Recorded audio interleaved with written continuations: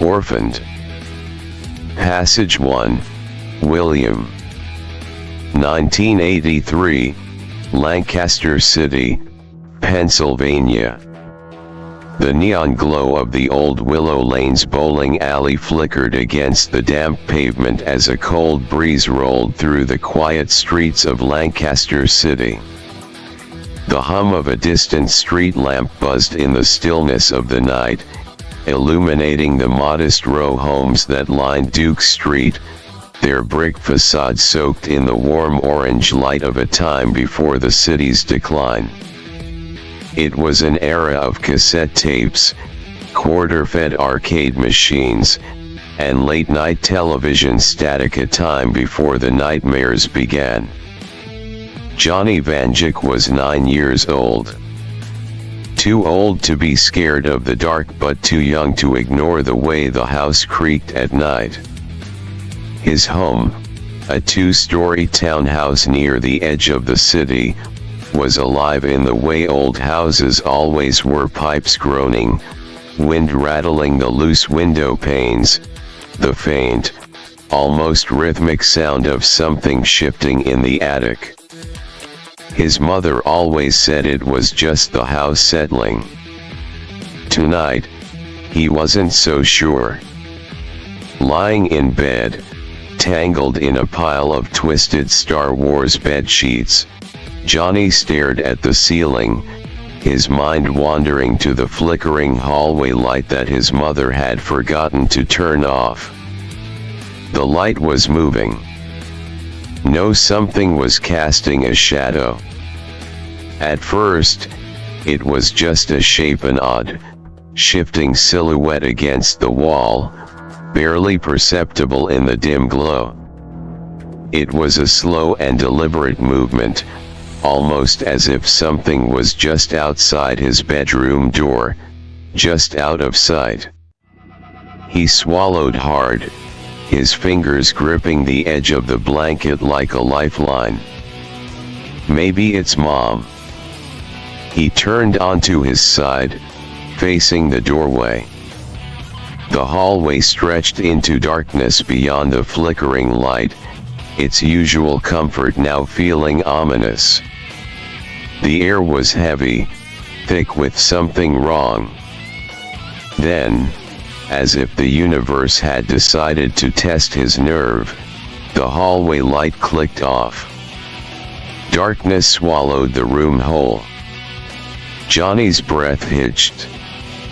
He squeezed his eyes shut, telling himself it was just the old wiring, just a coincidence, just the house settling.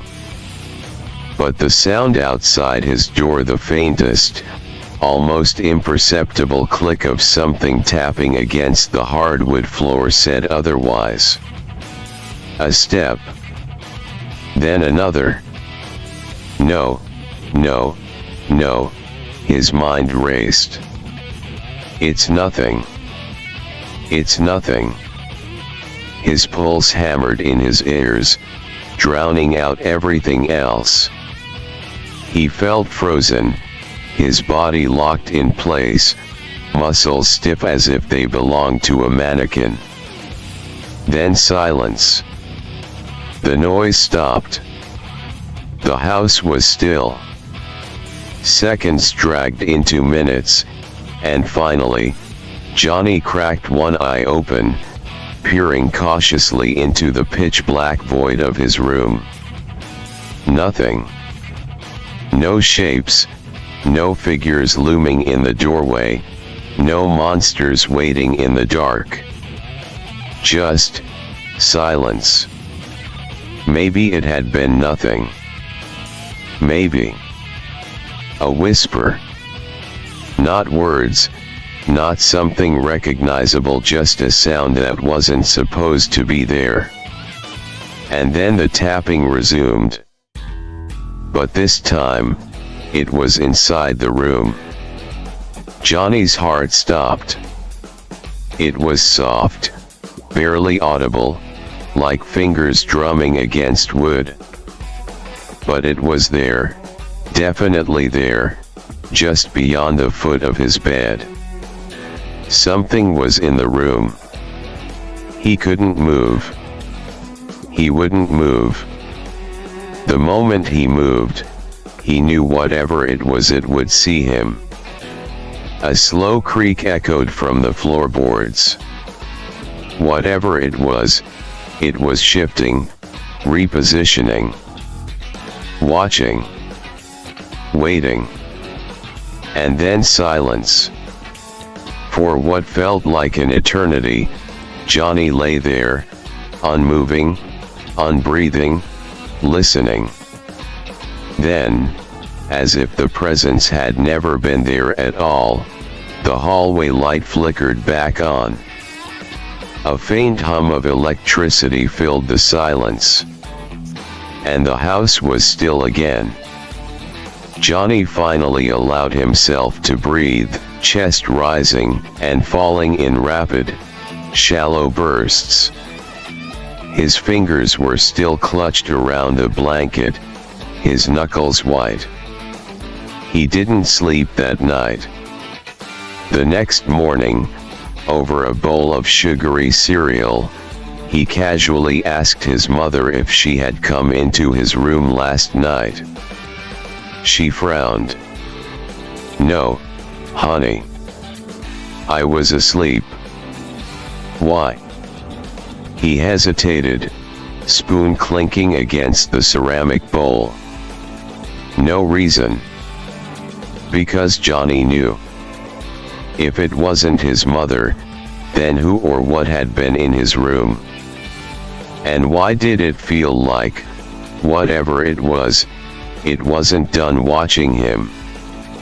The bell above the door of Freddy's Pizza Place jingled as Johnny pushed his way inside, the rush of warm, greasy air smacking him in the face.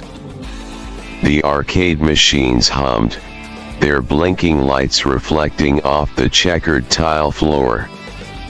The smell of artificial cheese and stale pepperoni filled his nostrils as he took a few steps inside, his sneakers sticking slightly to the floor. It wasn't his first time here. Freddy's was one of those places where kids went to lose track of time. Parents dumped their kids off at birthday parties, teenagers huddled around a pinball machine in the corner, and toddlers screamed in delight as the animatronic band played another loop of its tired, off-key song. But tonight, something felt different. Johnny glanced toward the main stage, where Freddy Fazbear, Bonnie the Bunny, and Chica the Chicken stood frozen in their eternal concert stands.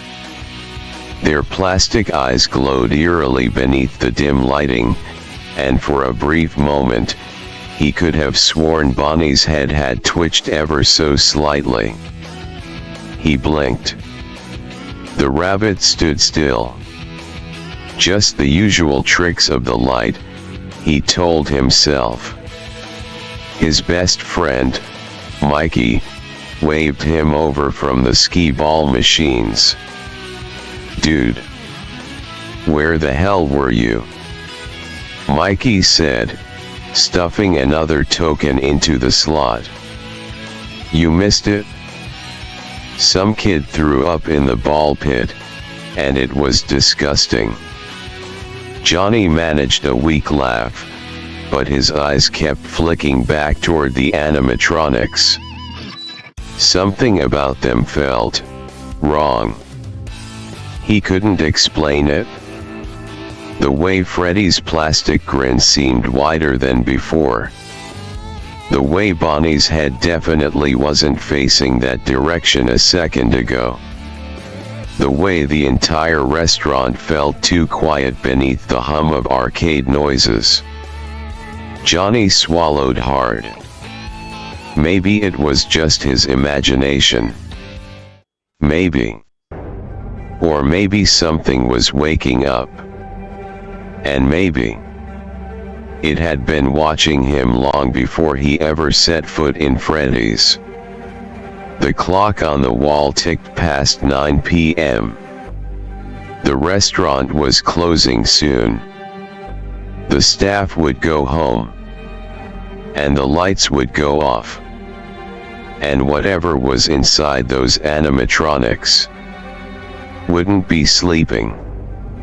The glow of the neon pizza sign buzzed above Johnny Vanjik as he stood outside Freddy's Pizza Place.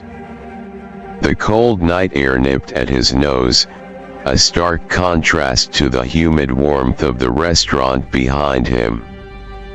He should have gone home. Mikey and the others had left almost an hour ago, their pockets emptied of tokens, their parents honking in the parking lot to drag them away. But Johnny had lingered, pretending to struggle with his shoelaces near the counter, watching as the last few families shuffled out, one by one. He wasn't sure why he stayed. Maybe it was curiosity. Maybe it was something else. Through the restaurant's front window, the animatronics stood frozen on stage, locked in their programmed poses, their lifeless plastic eyes staring at the empty dining area. Even in stillness, they looked wrong. Freddy's head tilted slightly downward, his half-lidded gaze locked toward the floor. Chica's beak was parted, just enough to show her dull, blocky teeth. Bonnie's hands rested on his guitar, but his fingers were curled too tightly around the neck, like he was gripping it rather than playing it. It wasn't them, though. It was the way the place felt. Hollow.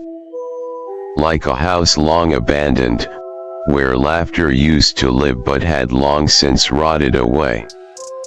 Johnny exhaled, pressing his hands into the pockets of his jacket. He wasn't supposed to be out this late. His mom would kill him if she knew. But still his feet didn't move. Through the glass, he spotted a man near the front counter, talking in hushed tones to one of the employees. He was tall, dressed neatly, with pressed sleeves and a company name tag clipped to his shirt. Johnny recognized him. William Afton. One of the guys who ran the place. He wasn't the owner, that was some other guy, Henry something, but Afton was always around, usually talking to the workers, messing with the animatronics. Johnny had never spoken to him, but something about the man put a weight in his stomach. Maybe it was the way he moved, calm, measured, almost too smooth. Or maybe it was his smile, the one that never quite reached his eyes. Afton nodded to the worker, patting him on the shoulder before heading toward the back office. The worker, a teenage guy in a red apron, watched him go, something uneasy flickering across his face. Then he looked toward the window. Right at Johnny. Johnny quickly turned away, shoving his hands deeper into his pockets. He needed to go home. Now. As he stepped off the curb, a sound prickled at the back of his ears, soft, barely a whisper against the night air. A voice. Not words. Just a hum. A tune. Slow. Familiar. Mechanical. Johnny froze. It was coming from inside the restaurant. His breath hitched. The lights were dimmed, the doors locked, the restaurant closed. The animatronics weren't supposed to move when no one was there. But as Johnny glanced over his shoulder, just for a second, Freddy's head wasn't looking at the floor anymore. It was looking at him. The hum stopped. Johnny ran. The cold air bit at Johnny's face as he ran.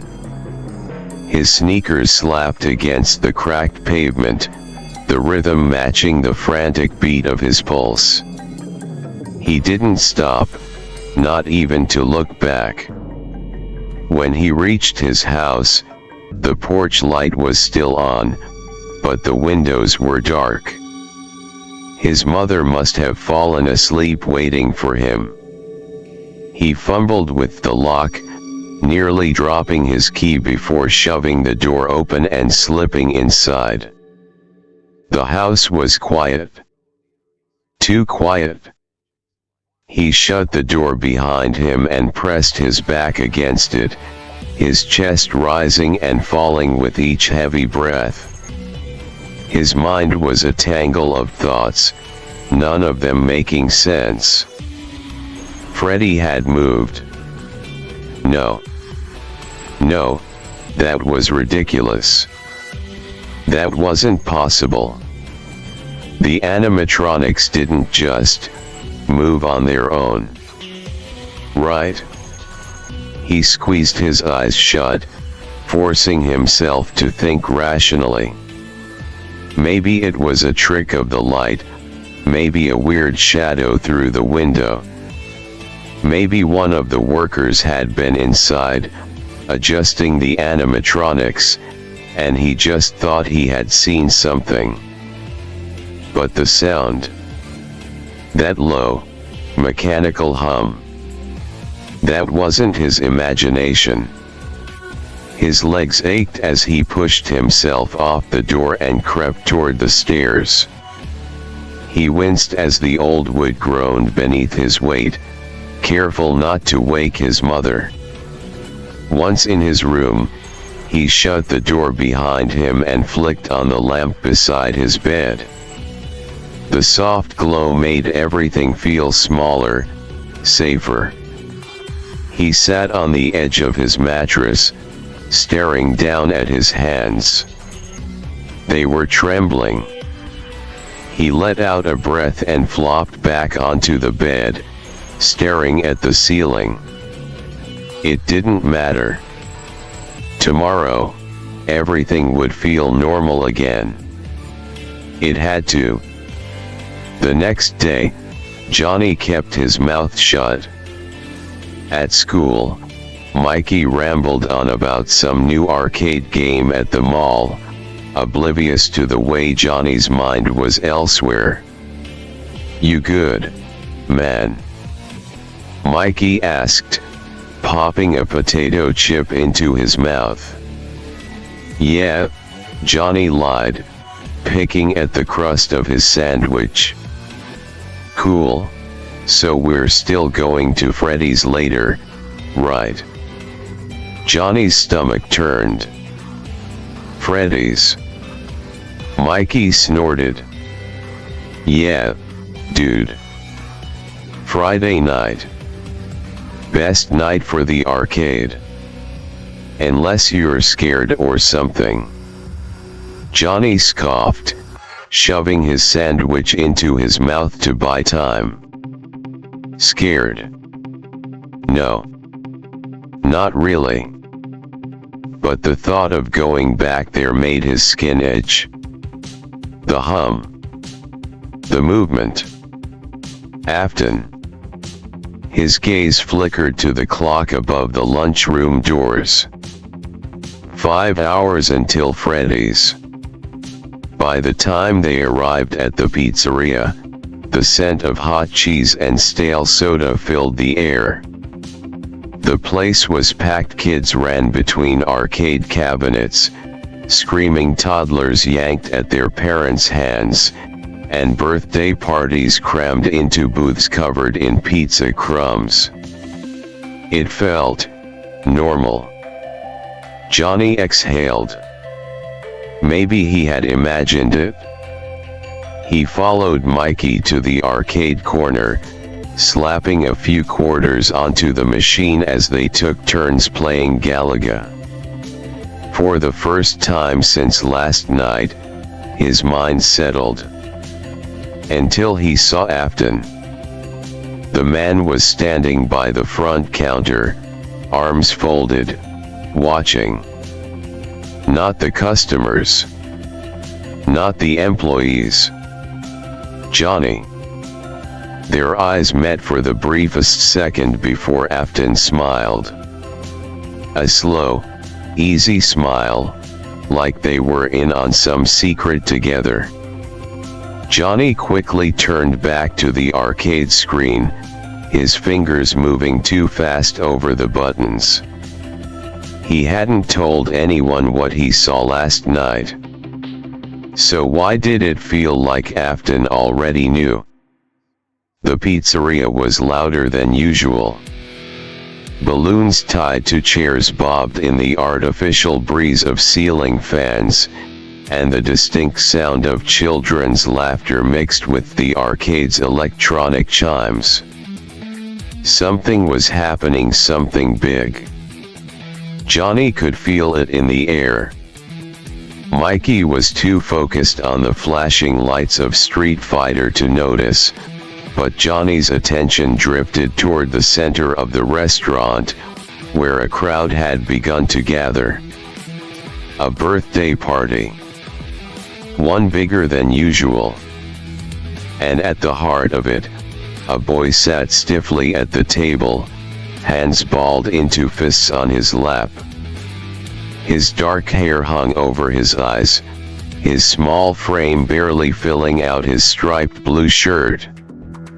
He looked like he wanted to be anywhere else. The banner above read, "Happy birthday, Evan." Johnny hadn't seen him before. But something about the way the kid sat, shoulders hunched, body tensed like he was waiting for something to go wrong, Johnny recognized it. He knew that feeling.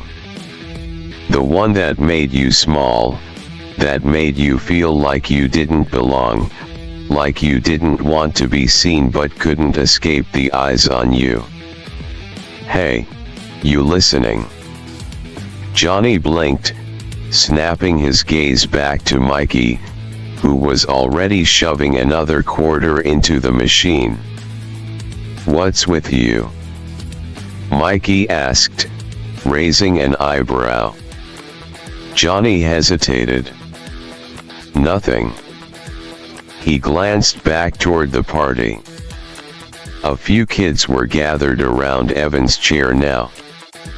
Older boys. One of them clamped a heavy hand on Evan's shoulder. Evan flinched. Johnny knew that feeling, too. The older boy, taller, smug, leaned in close, whispering something into Evan's ear. The younger boy's face twisted, his head jerking away like he was trying to shrink into himself. Johnny felt his stomach tighten. Then, an announcement crackled through the overhead speakers. "Ladies and gentlemen, boys and girls, gather around for a very special birthday surprise. For the first time in years, straight from Fredbear's Family Diner, we welcome back the stars of the show, Fredbear and Spring Bonnie." A cheer erupted from the crowd. Parents clapped, kids screamed in delight. Johnny barely heard it. He was still watching Evan. The boy was frozen now, his face pale, his hands gripping the edge of the table so hard his knuckles turned white.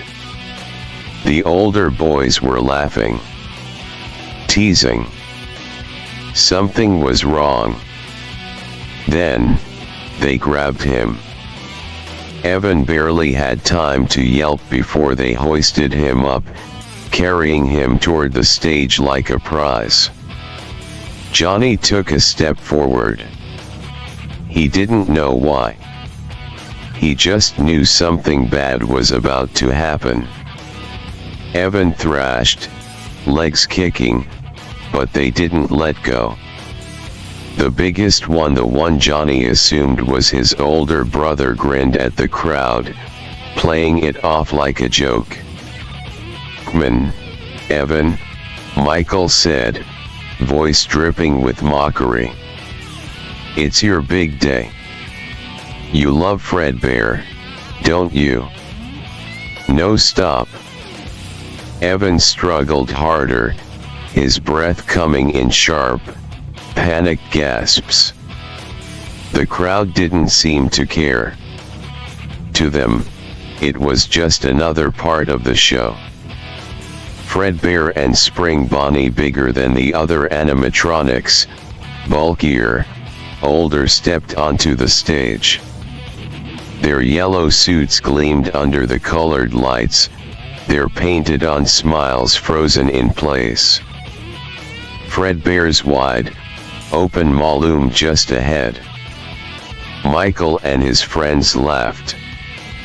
The crowd cheered. Johnny's breath caught in his throat. Something in his gut screamed at him, "This is wrong." The lights. The laughter. The way the animatronic seemed to breathe, its jaw hanging loose, waiting. Michael turned to the crowd with a smirk. "Let's give him a big kiss." Then, before Johnny could do anything, they shoved Evan's head into Fredbear's mouth. The crowd was still laughing. Evan screamed. Then, a snap. The laughter stopped. A horrible, wet crunch. Silence. Then screaming. Not Evan's. The crowd's. Blood dripped onto the stage. Fredbear stood still, his jaw locked in place. Something inside had broken. And Evan wasn't moving. Johnny stumbled back, his stomach twisting, the world tilting. The crowd erupted into chaos. Parents pulled their kids away. Employees rushed forward. Michael was screaming now, too. Not laughing. Not anymore. Fredbear wouldn't let go. And Evan. His body twitched once. Then went still. The pizzeria was frozen in time. The noise, the laughter, the clinking of arcade machines, all of it had been swallowed by the horrible, deafening silence. The only sound was the slow, mechanical hum of Fredbear's internal servos, a low, grinding whir that barely masked the wet, dripping noise beneath it. Blood. Dark, viscous, pooling onto the checkered tiles in slow, heavy splatters. It ran down the golden fur of the animatronic's rigid jaw, seeping into the joints of its mouth, slicking its synthetic teeth in a fresh coat of deep, crimson red. It trickled in small, thin rivulets down Evan's forehead, threading through his matted hair, his small frame twitching like a marionette with its strings half cut. Fredbear's mouth should have opened. It should have let go. But it didn't. It stayed shut. Something had broken, something inside, something in the mechanisms, something in the way the servos had locked mid-motion, trapping the boy's skull inside just as it clenched down. Johnny couldn't breathe. His lungs locked, his feet felt cemented to the floor, but his eyes wouldn't look away. Evan's body trembled violently, his fingers curling in and out, bloodless and shaking. His legs jerked, kicking weakly, his sneakers scraping against the stage in a way that made Johnny's stomach churn. It wasn't the movement of someone trying to get free, it was the movement of dying. Michael had let go. He had stumbled backward, his face drained of color, his cocky smirk wiped clean, his hands shaking. He hadn't meant for this. He hadn't thought, hadn't believed. Fredbear had moved. He had reacted. And now Evan's head. CRKKK. A sick, wet pop echoed through the silent room, a sound too organic for something that was supposed to be an arcade show. Evan's body spasmed once. Hard. His arms flailed, his fingers gripping the fur of Fredbear's suit, pulling, clawing, trying to find something, anything to hold onto. His legs jerked outward, kicking against the stage floor, his small frame arching unnaturally before suddenly. His body sagged. His grip went slack. His fingers slid down, leaving small, smeared streaks of red across the dull yellow fur of Fredbear's chest. The mechanical hum whirred again, the servos failing to complete their cycle. The animatronic twitched, its jaw grinding as it attempted to release. A deep, guttural gurgle pushed out from Evan's throat. His mouth opened. A bubble of blood formed at his lips, then burst, trailing down his chin in a thin, crimson thread. The air was thick with the scent of iron. Michael screamed. Johnny flinched at the sound, but he couldn't tear his eyes away. The crowd was finally moving, adults rushing forward, someone shouting for help, for a doctor, for anyone. But Johnny knew. He knew before anyone else did. Evan wasn't coming back. His body hung limp now, his eyes fluttering, wide and glassy, his small chest barely moving beneath his blood-stained sweater. His fingers twitched once, just once. Then, slowly, they stopped. Fredbear gave a final, jerking shudder. And then his jaw released. Evan crumpled. His head hit the stage with a dull, wet thump. His face. Johnny's stomach lurched. His skull was cracked. Not like a clean break, not like something that could be patched with stitches and a hospital visit. It was caved in. A deep, concave indent where Fredbear's mechanical teeth had pressed inward. His right eye was half-lidded, unfocused, a thin smear of red running down from his brow. His mouth hung slightly open, his lips parted like he had been trying to say something, trying to scream, trying to call out. But there was nothing. Just the soft, dripping noise of blood pooling onto the stage floor. Spring Bonnie stood frozen at Fredbear's side, his empty, soulless eyes gazing forward. Unmoving. Uncaring. Johnny couldn't hear anything. The screaming, the shouting, the sound of Michael sobbing somewhere to his right, it was all muffled, distant, like someone had stuffed cotton in his ears. His vision tunneled. Fredbear's painted-on smile never changed. Still wide. Still grinning. Still happy. Johnny stumbled backward. The lights overhead flickered. And somewhere, beneath the static of the restaurant speakers, a familiar, low mechanical hum filled the air. Johnny barely made it. His legs carried him faster than his mind could process, shoving past the panicked crowd, past the screaming kids, past the adults trying to pull their children away from the horror on stage. His body moved on instinct, his stomach twisting violently with every step. The bathroom door slammed open with a force that sent it bouncing against the tiled wall.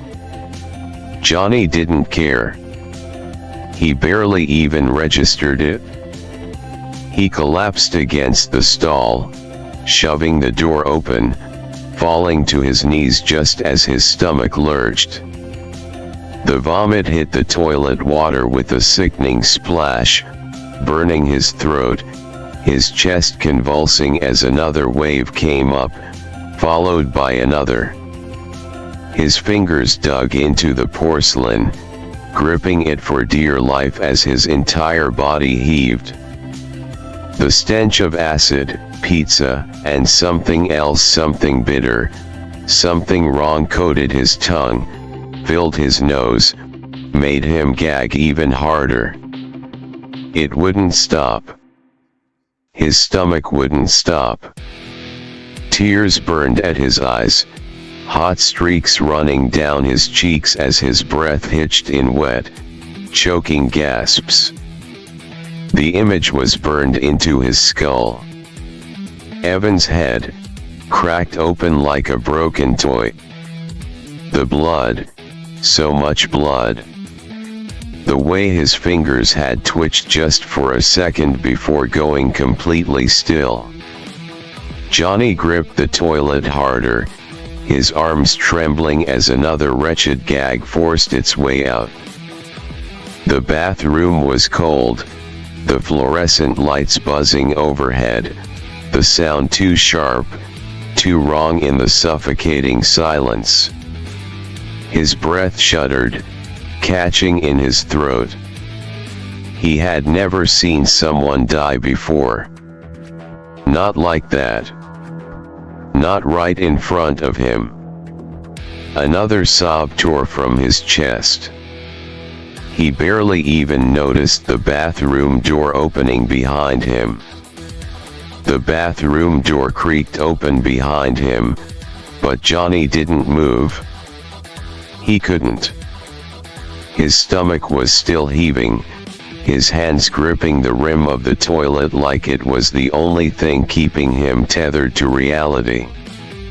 His entire body shook, a thin layer of sweat clinging to his forehead as he tried to swallow back the lingering taste of bile. A set of slow, unsteady footsteps echoed against the tile floor. Johnny didn't need to turn around to know whoever had entered was just as shaken as he was. The weight of their presence filled the room, the kind of heavy, suffocating silence that only came after witnessing something you were never supposed to see. Then a dry gag. Johnny flinched at the sound, his breath catching in his throat. The person behind him, an adult, judging by the weight of their steps, stumbled toward the next stall over. The metal door swung open, and a sickening retch echoed through the room. Johnny's fingers clenched harder against the toilet. Whoever it was, they weren't just queasy. They were sick, just like him. Just like everyone else who had seen what had happened on that stage. A few seconds passed, shaky, gasping breaths between ragged coughs. Then, a weak, broken voice. Jesus Christ. Johnny swallowed thickly, finally forcing himself to turn his head. Through the gaps in the stall doors, he caught a glimpse of the man hunched over the toilet, his knuckles white as he gripped the edges of the bowl. His breathing was unsteady, his chest rising and falling in uneven gulps of air. Johnny knew him. Henry Emily. One of the owners.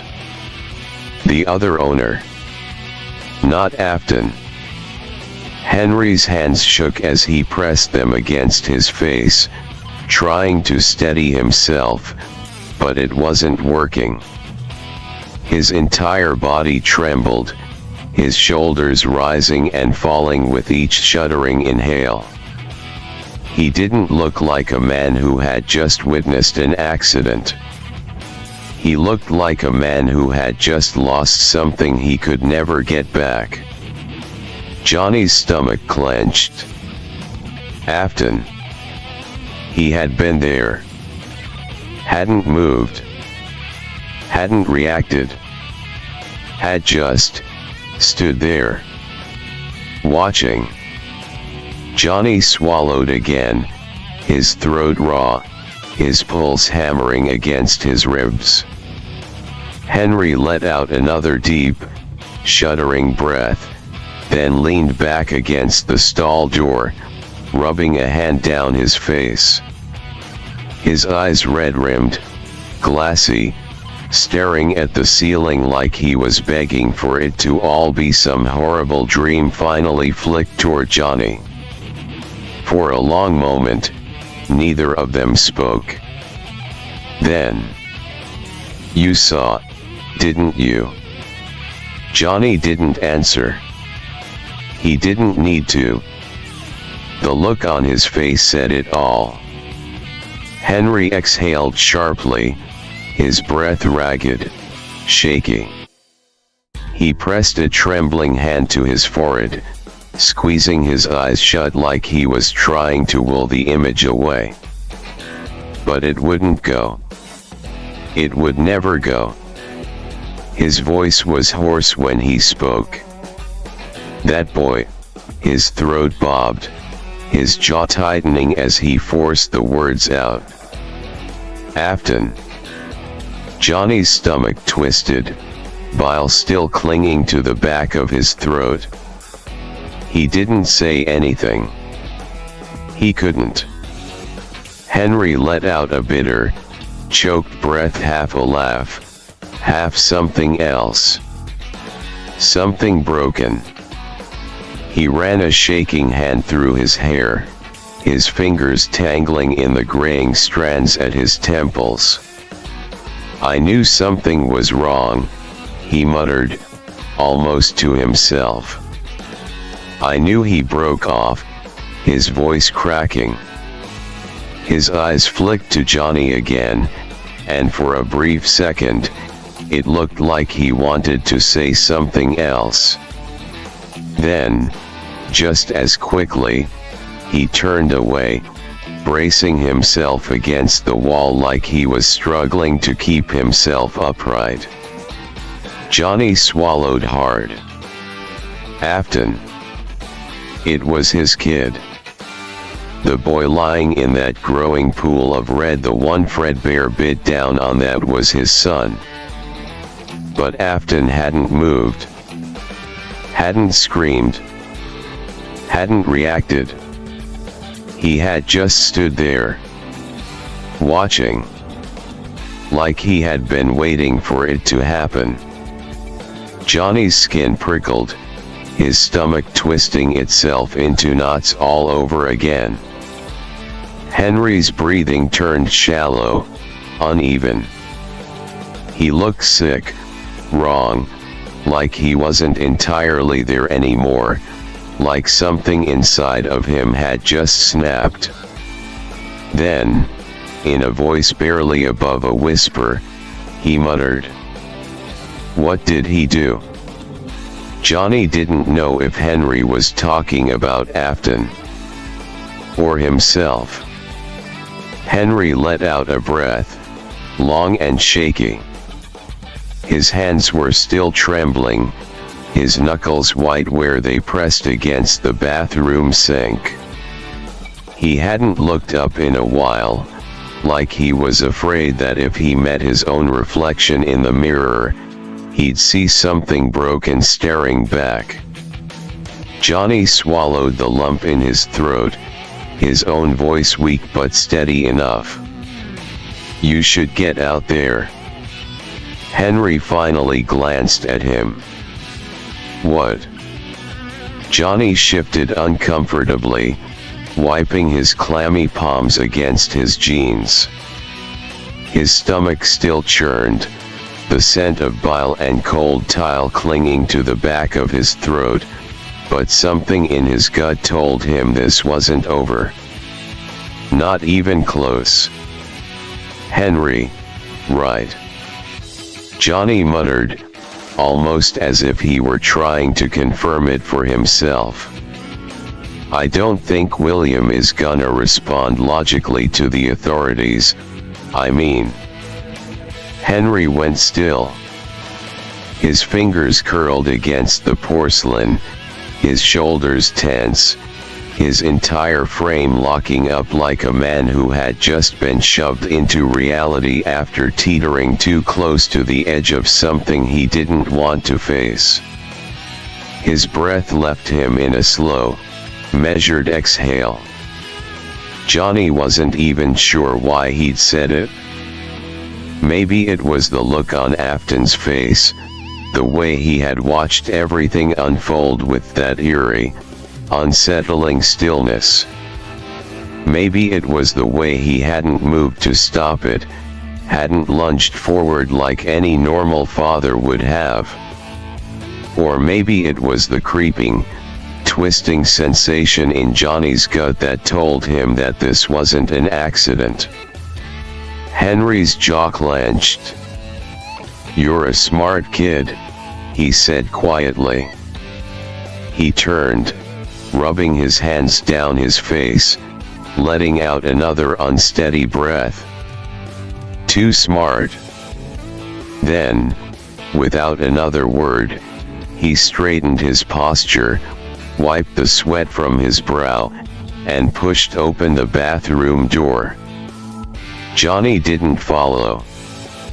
He stayed there, staring at the empty doorway, listening to the distant chaos outside.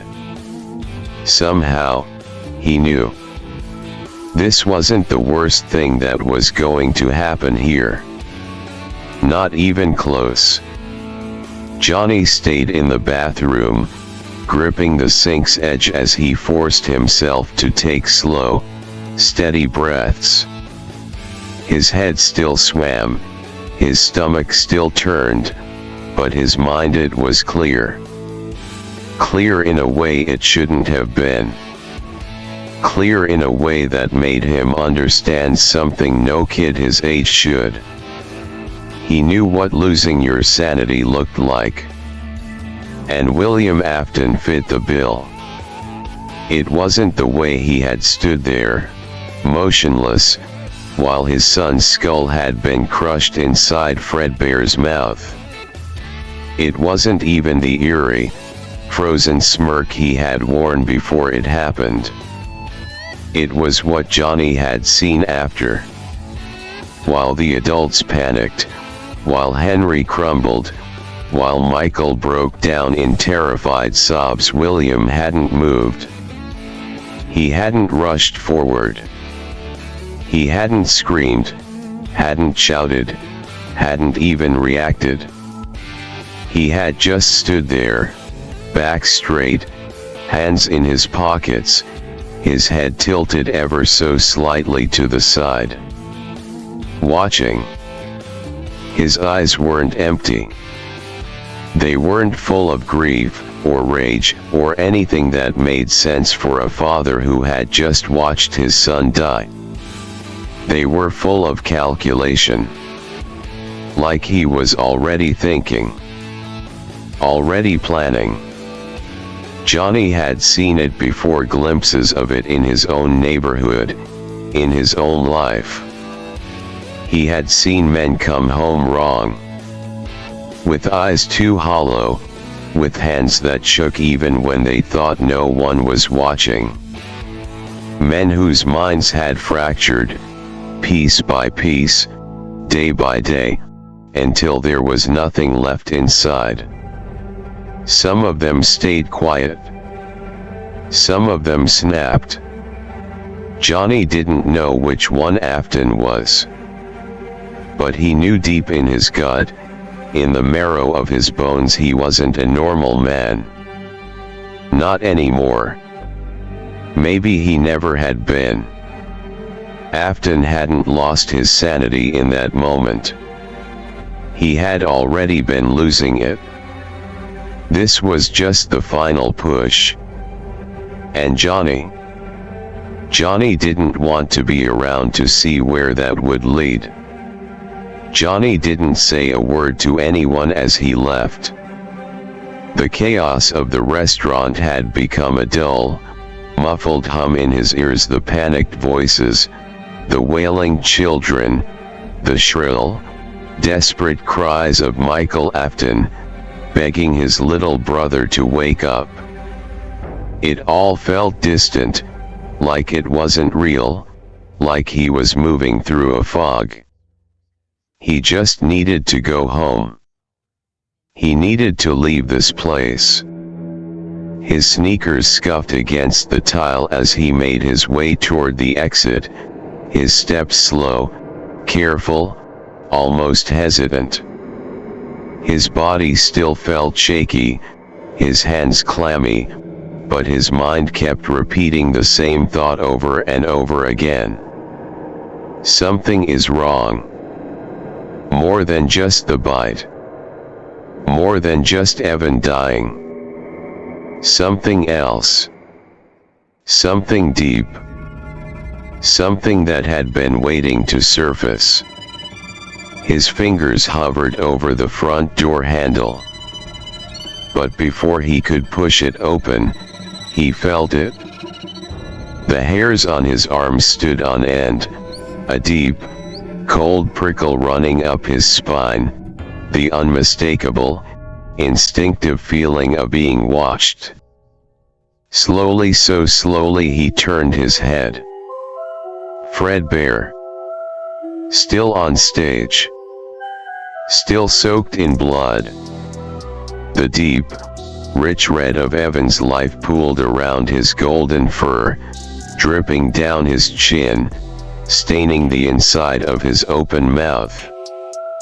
His joints remained stiff, servos locked, his jaw still partly unhinged as if he were frozen mid-motion, unable to complete his movement. But that wasn't what made Johnny's breath catch in his throat. It was the eyes. They were supposed to be black and white. Plastic. Cold. Lifeless. They weren't. For just a second, one single second, Fredbear's eyes changed. The black void of his pupils filled with something new, something familiar. The whites of his eyes were replaced with a deep, warm brown. The same shade Johnny had seen just before they rolled back into Evan's skull. The same exact color. The breath in Johnny's chest locked. His muscles stiffened, his hands clenched at his sides, his feet refused to move. It was gone just as quickly as it came. The moment passed, blink, and the black and white plastic was back. Like nothing had happened. Like it was never there. But Johnny knew what he saw. His entire body was screaming at him to move, to run, to never come back, to forget every damn thing that had happened that night. Instead, he stood there, staring at the bloody, broken bear, at the thing inside it. And for a brief, fleeting moment, he thought. No. He knew. Evan wasn't gone. Not completely. Johnny's breath hitched. The realization struck him like a jolt of electricity, shooting through his spine, tightening around his ribs like a cold, unseen hand. His fingers twitched at his sides, his heart hammering against his chest, a slow, deep dread settling in his stomach like a heavy stone. Because he wasn't the only one who had seen it. Afton saw it too. Johnny turned his head, barely, just enough to catch a glimpse of the man across the room. William Afton was standing near the stage, his expression unnervingly still. The flashing lights of the arcade cast long, flickering shadows over his features, but Johnny could see it, could feel it in the air around him. Afton knew.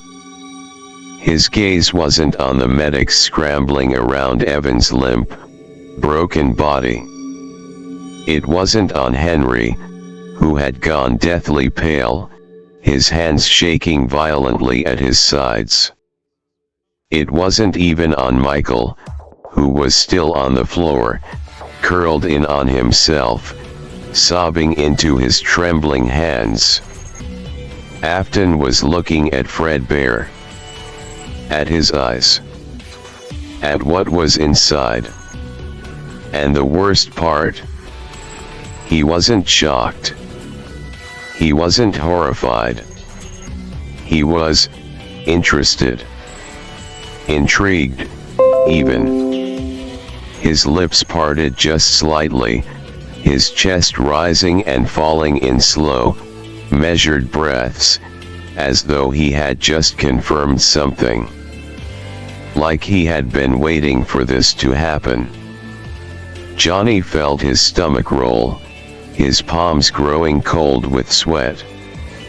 He didn't know what he had just witnessed. Didn't know how Evan's eyes had ended up inside that machine. Didn't know why Fredbear had suddenly felt alive. But Afton did. And something in his posture, something in his expression. He wanted to see more. Johnny's pulse pounded in his ears, his breath shallow, his feet desperate to move but locked in place. Afton knew. Afton had seen it.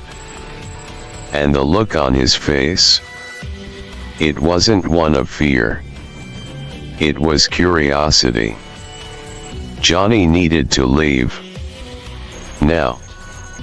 His stomach clenched as he turned toward the door again, forcing himself to move, to push past the weight pressing against his chest, to escape the feeling of something crawling beneath his skin. His fingers brushed the door handle. Then he heard it. Soft. Quiet. Barely above a whisper. But it was real. A low, mechanical hum. Fredbear. Humming a tune. The same tune Johnny had heard that night. Before everything went wrong. He ran. Johnny ran the whole way home. His legs burned, his lungs ached, but he didn't stop, didn't look back, didn't dare give himself time to think. He needed distance, needed to put as much space between himself and that place as possible. When he finally burst through the front door, he didn't bother turning on the lights. Didn't go to the kitchen. Didn't even glance at the clock. He just went straight to his room, locked the door, and collapsed onto his bed, face buried in his pillow, body trembling with something deep, something he couldn't put into words. His mom would find out soon enough. Lancaster wasn't that big. The news crews would be at Freddy's before the sun even thought about setting. By the time she got home, the radio would be buzzing, the TV flashing the story across every local station.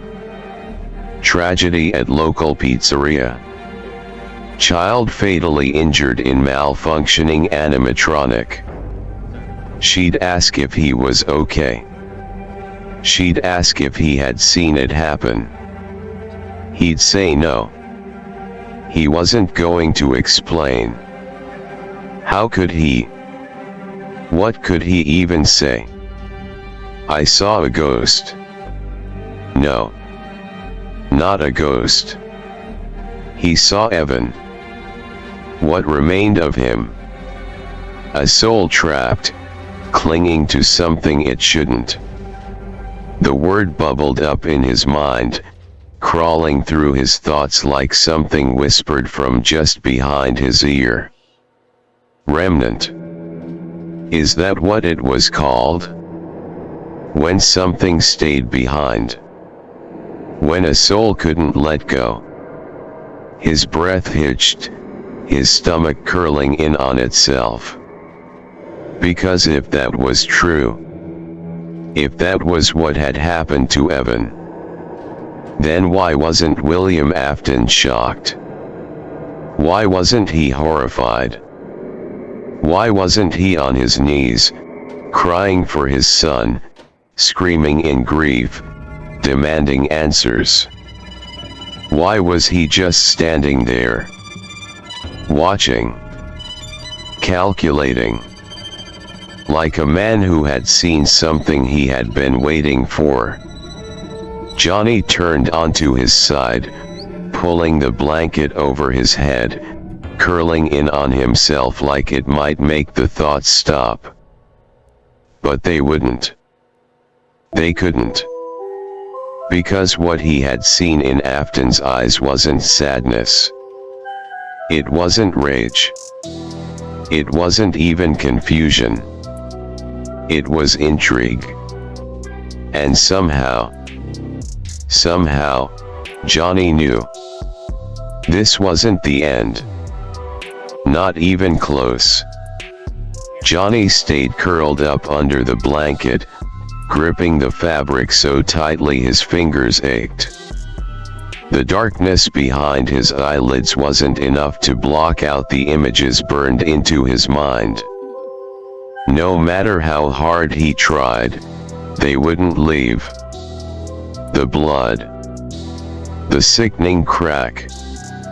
The way Evan's fingers twitched before going still. The hum. The eyes. The remnant. That was the word. He didn't know how he knew it. He had never heard it before. It just came to him, a whisper at the back of his mind, crawling into his skull like it had been waiting for him to understand. Remnant. A soul that couldn't move on. A piece of someone left behind. That's what Evan was now. That's what Johnny had seen. But the real question wasn't why it happened. It was why Afton wasn't surprised. That image wouldn't leave him either. Afton standing there, back straight, eyes locked onto Fredbear like he had just discovered something new. There was no grief. No panic. No horror. Just interest. Johnny had seen people break before. He had seen the way grief hollowed a man out, how it shattered them, how it left them looking like ghosts of themselves. Afton wasn't broken. He wasn't devastated. He was thinking. Johnny rolled onto his back, staring at the ceiling, his stomach still twisted in knots. Was this what he wanted? The idea was insane, but the longer he thought about it, the more it made sense.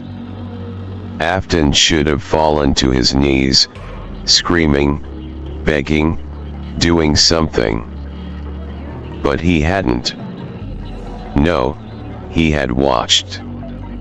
He had observed. Like he had been waiting for this moment. Like he had expected it. Johnny shuddered, rubbing his arms as if that would chase away the sick, ice-cold feeling creeping through his veins. Afton knew. He knew what had happened to Evan. And worse than that, he wanted to understand it.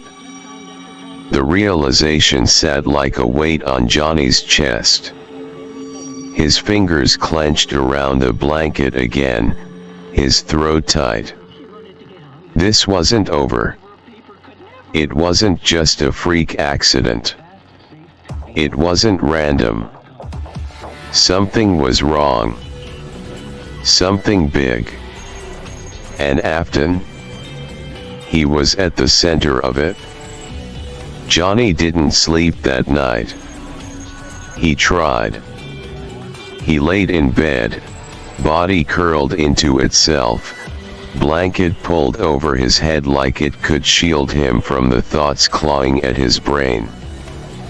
But his eyes wouldn't stay closed. Every time he drifted too far, every time his mind slipped toward the edges of unconsciousness, it dragged him back, the images, the sounds, the feeling. The crunch of bone. The wet, dragging sound of blood pooling on the stage. The twitch of Evan's fingers before they went still. The hum.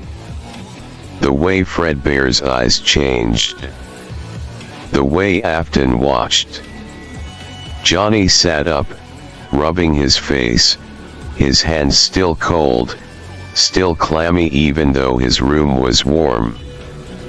His throat was dry, his mouth bitter with the taste of vomit that still hadn't completely faded. His eyes flicked to the clock on his bedside table.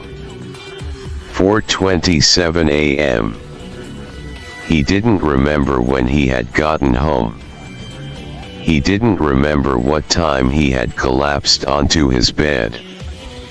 It all blurred together in a tangled mess of panic and nausea and something else, something he couldn't put into words. He knew his mother would be up in a few hours. She would turn on the radio, flip on the television, and the news would be there. Local child fatally injured at Freddy's Pizzeria. The reporters would talk about the tragedy, the way it had shaken the town. People would be interviewed. Everyone would say the same thing: how horrible it was, how unthinkable, how impossible. No one would mention what Johnny had seen.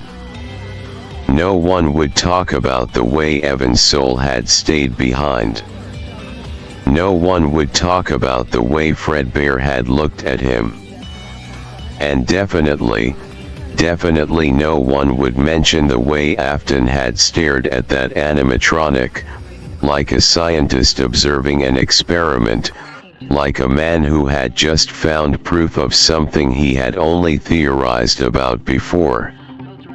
Johnny gritted his teeth, pulling his knees up to his chest.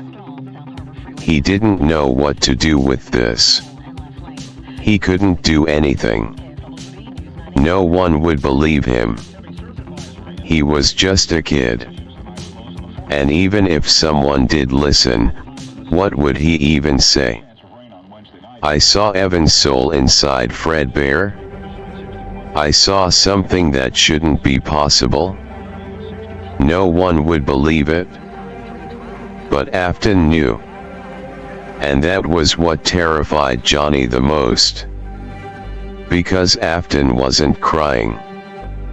He wasn't broken, he wasn't mourning. He had seen what Johnny had seen, and instead of screaming, instead of breaking down, instead of reacting like a father who had just lost his child, he had smiled. Just for a second. Just a flicker. But Johnny had seen it. A moment of quiet, pleased realization. And now Johnny knew deep in his gut, in a way that made his stomach coil and his breath turn shallow, this wasn't over. Not even close. This was just the beginning. Johnny sat there, gripping the blanket so tightly his knuckles turned white. His heart pounded against his ribs, his breath slow but unsteady. His mind was racing, his thoughts a tangled mess of images and realizations, but one thing cut through the noise like a razor.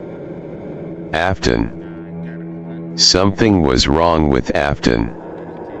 Johnny had seen it in his eyes, the way he didn't panic, the way he watched as if he had just confirmed something. The way his lips had barely, just barely, pulled into a smile before he wiped it away.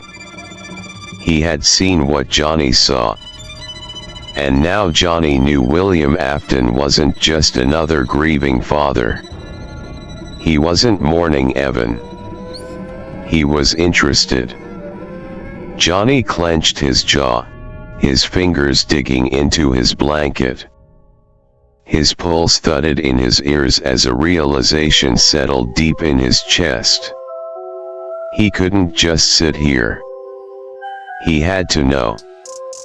He had to find out what Afton was up to. The thought came fast, sharp, without hesitation. He had never been the kind of kid to get involved in things that weren't his business. He had never been reckless. Never gone looking for trouble. But this wasn't something he could ignore. He threw off the blanket and moved, fast, before he could talk himself out of it. His body was still shaking, but his mind was clear. He grabbed his sneakers, shoved them on without bothering to tie them properly, and cracked open his bedroom door. The house was still dark, silent except for the steady ticking of the clock in the hallway. His mother was asleep. She always slept like a rock. If he was quiet, she wouldn't wake up. He crept down the stairs, barely breathing, stepping over the spots he knew would creak. Then, just like that, he was out the front door. The night air hit him like a slap, cool against his sweat-damp skin. The street was mostly empty, the only light coming from the flickering street lamps and the occasional passing car. He took off running. His feet pounded against the pavement, his breath coming in quick, short bursts. The streets of Lancaster blurred past him, but he didn't stop, didn't slow. He didn't know what he was going to find. But he knew where he had to go. Fredbear's. Even if the cops were still there. Even if the whole place was roped off. Even if he had to sneak in through the back. Afton was up to something. And Johnny was going to find out what. The night was cold, the streets quiet. Lancaster had fallen into that eerie stillness that came after something horrible had happened, the kind of silence that settled deep in the bones of a place, lingering like an unshakable fog. Johnny kept low, his breath coming in short, shallow puffs as he crept along the side of Fredbear's family diner. The cops had been gone for a while now. He had watched them leave from the alley across the street, waiting for the moment the last flashing lights had faded into the distance. The place was dead. No movement inside, no sounds, just the glow of the street lights casting long shadows across the peeling paint and broken pavement of the parking lot. But something felt off. Johnny didn't know what, didn't know why, but the second he got close, the air shifted. Like something was still here. Something that shouldn't be. His heart pounded as he reached the back of the building. The police tape stretched across the doors and windows, its bright yellow color harsh against the brick. Do not cross. Crime scene. Johnny ignored it. His focus was on the window. The one attached to the back room. The glass was dirty, streaked with grime, but he could still see inside. And what he saw made his stomach twist. William Afton was sitting there. Alone. In the dim, flickering light of the small room, hunched forward, elbows resting on his knees. He wasn't moving much, just rocking slightly, his fingers laced together, his head tilted. He was staring at something. Johnny followed his gaze. And that's when he saw it. The old spring Bonnie suit. It sat slumped in the chair across from him, its massive frame casting jagged shadows across the walls. The dull, faded yellow fabric was worn and stiff, the material stretched over its metal endoskeleton, the joints rusted, the seams torn in places where the suit had been left to rot. It wasn't like the animatronics in the main room. It didn't have the same glossy, polished look. This thing was old. And wrong. Johnny swallowed hard, watching, waiting, wondering what the hell Afton was doing here. Then Afton laughed. Not loud. Not sudden. It started small, just a quiet chuckle, deep and breathy, like something genuinely funny had just dawned on him. Then it got worse. The laughter grew, rolling from his chest, his shoulders shaking, his head tilting back slightly as he let out a sharp, uneven breath between chuckles. Johnny felt his stomach curl, his skin prickle with cold sweat. This wasn't a man mourning his son. This wasn't the laugh of someone who had lost everything.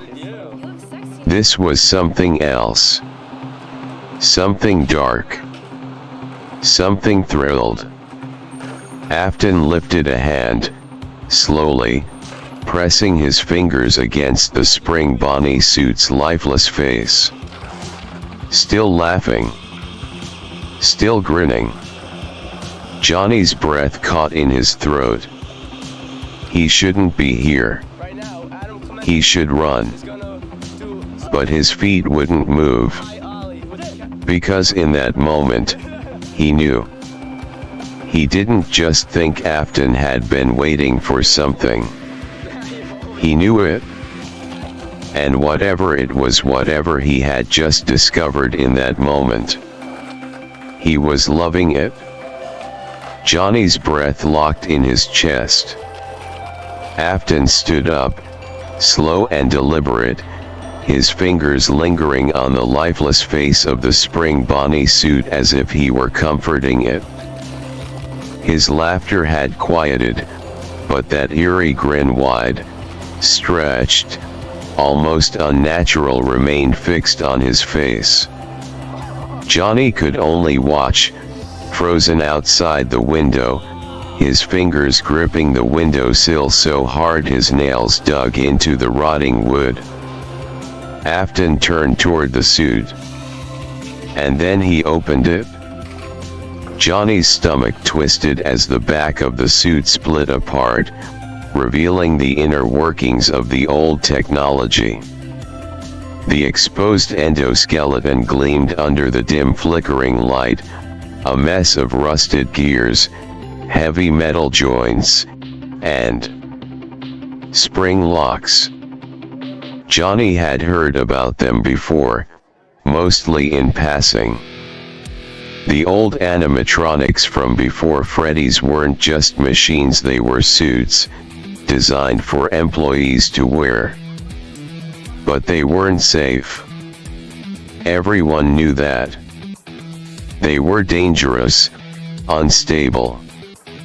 If the locks failed, if something went wrong, Johnny's skin crawled. Afton didn't hesitate. He stepped forward, one foot sliding inside the hulking mass of the suit, his movements smooth, practiced. Like he had done this before. Johnny's breath hitched. This wasn't an accident. This wasn't something he was testing. Afton knew what he was doing. He slipped his arms inside the mechanical limbs, his fingers stretching, testing the movement, shifting into the suit like it was a second skin. His breathing was slow, measured, and when he finally fit himself inside, he adjusted. Like he belonged in it. Like it was him. The back panel of the suit clicked shut. The dim, cracked light bulb overhead buzzed, casting flickering shadows across the room. And then Afton moved. The suit jerked forward, then settled.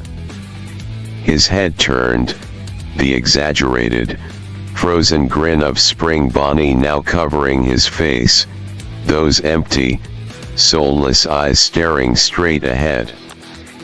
Johnny felt his stomach churn. It wasn't Afton anymore. It wasn't a man. It was a monster. A thing. A thing that laughed. Softly. Muffled by the suit's jaw, but still there, still wrong. A sound that didn't belong to a human. A sound that belonged to something else entirely. Johnny ran. Johnny's legs carried him before his mind could fully catch up. The cold air hit him like a slap as he bolted away from the diner, his breath sharp, burning in his throat. His sneakers pounded against the pavement, his pulse hammering against his ribs like a war drum, every part of his body screaming at him to get away, to leave, to never look back. But even as he ran, he knew. He was coming back. Tomorrow night. His stomach twisted violently at the thought. Every instinct, every ounce of survival in his body told him not to, told him that Afton was wrong, that whatever he was doing inside that suit, it wasn't something a normal person should ever see. But Johnny had already seen too much. He had seen Evan's eyes inside Fredbear. He had seen Afton watch it happen, wait for it, enjoy it. And now, he had seen Afton become something else. He wasn't just some grieving father. He wasn't a man who had snapped from the weight of loss. Afton had stepped into that suit like he belonged in it. Like it was his true form. like he had been waiting for an excuse to become something else. And now he had one. Johnny's breath shuddered as he reached his street, slowing to a walk as he glanced around, checking for anyone who might have seen him. The houses were dark, the town quiet, but he still felt watched. Not by his neighbors. Not by cops. Something else. Something with a wide, frozen grin and hollow, soulless eyes. Johnny swallowed hard and forced himself to keep moving, to push forward, to breathe. Tomorrow. Tomorrow, he'd go back. Tomorrow, he'd find out what the hell Afton was doing in there. Because he knew. Somehow, deep down, he knew. This wasn't over. This was just beginning.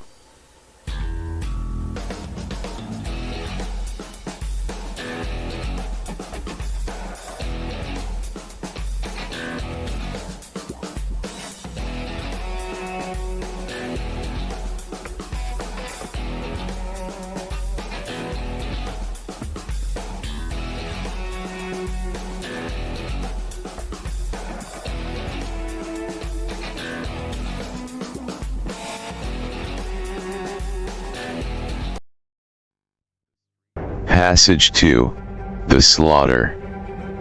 The air was colder than before, the night wrapped in a thick silence that felt wrong. Johnny had barely slept the night before, his mind tangled with thoughts he couldn't untangle, images he couldn't erase. Evan's body, limp and twitching. Fredbear's eyes changing. Afton's laughter. The way he had stepped into that suit like he was putting on a new skin. None of it made sense. But Johnny knew deep down, in the part of himself that understood things before his brain could process them, something terrible was happening at Freddy's. And it wasn't over. That's why he was back. He crept through the empty lot behind the diner, moving slowly, carefully, avoiding the flickering glow of the street lights. The police tape still fluttered along the door, but the cops hadn't come back. The world had already moved on. But Johnny hadn't.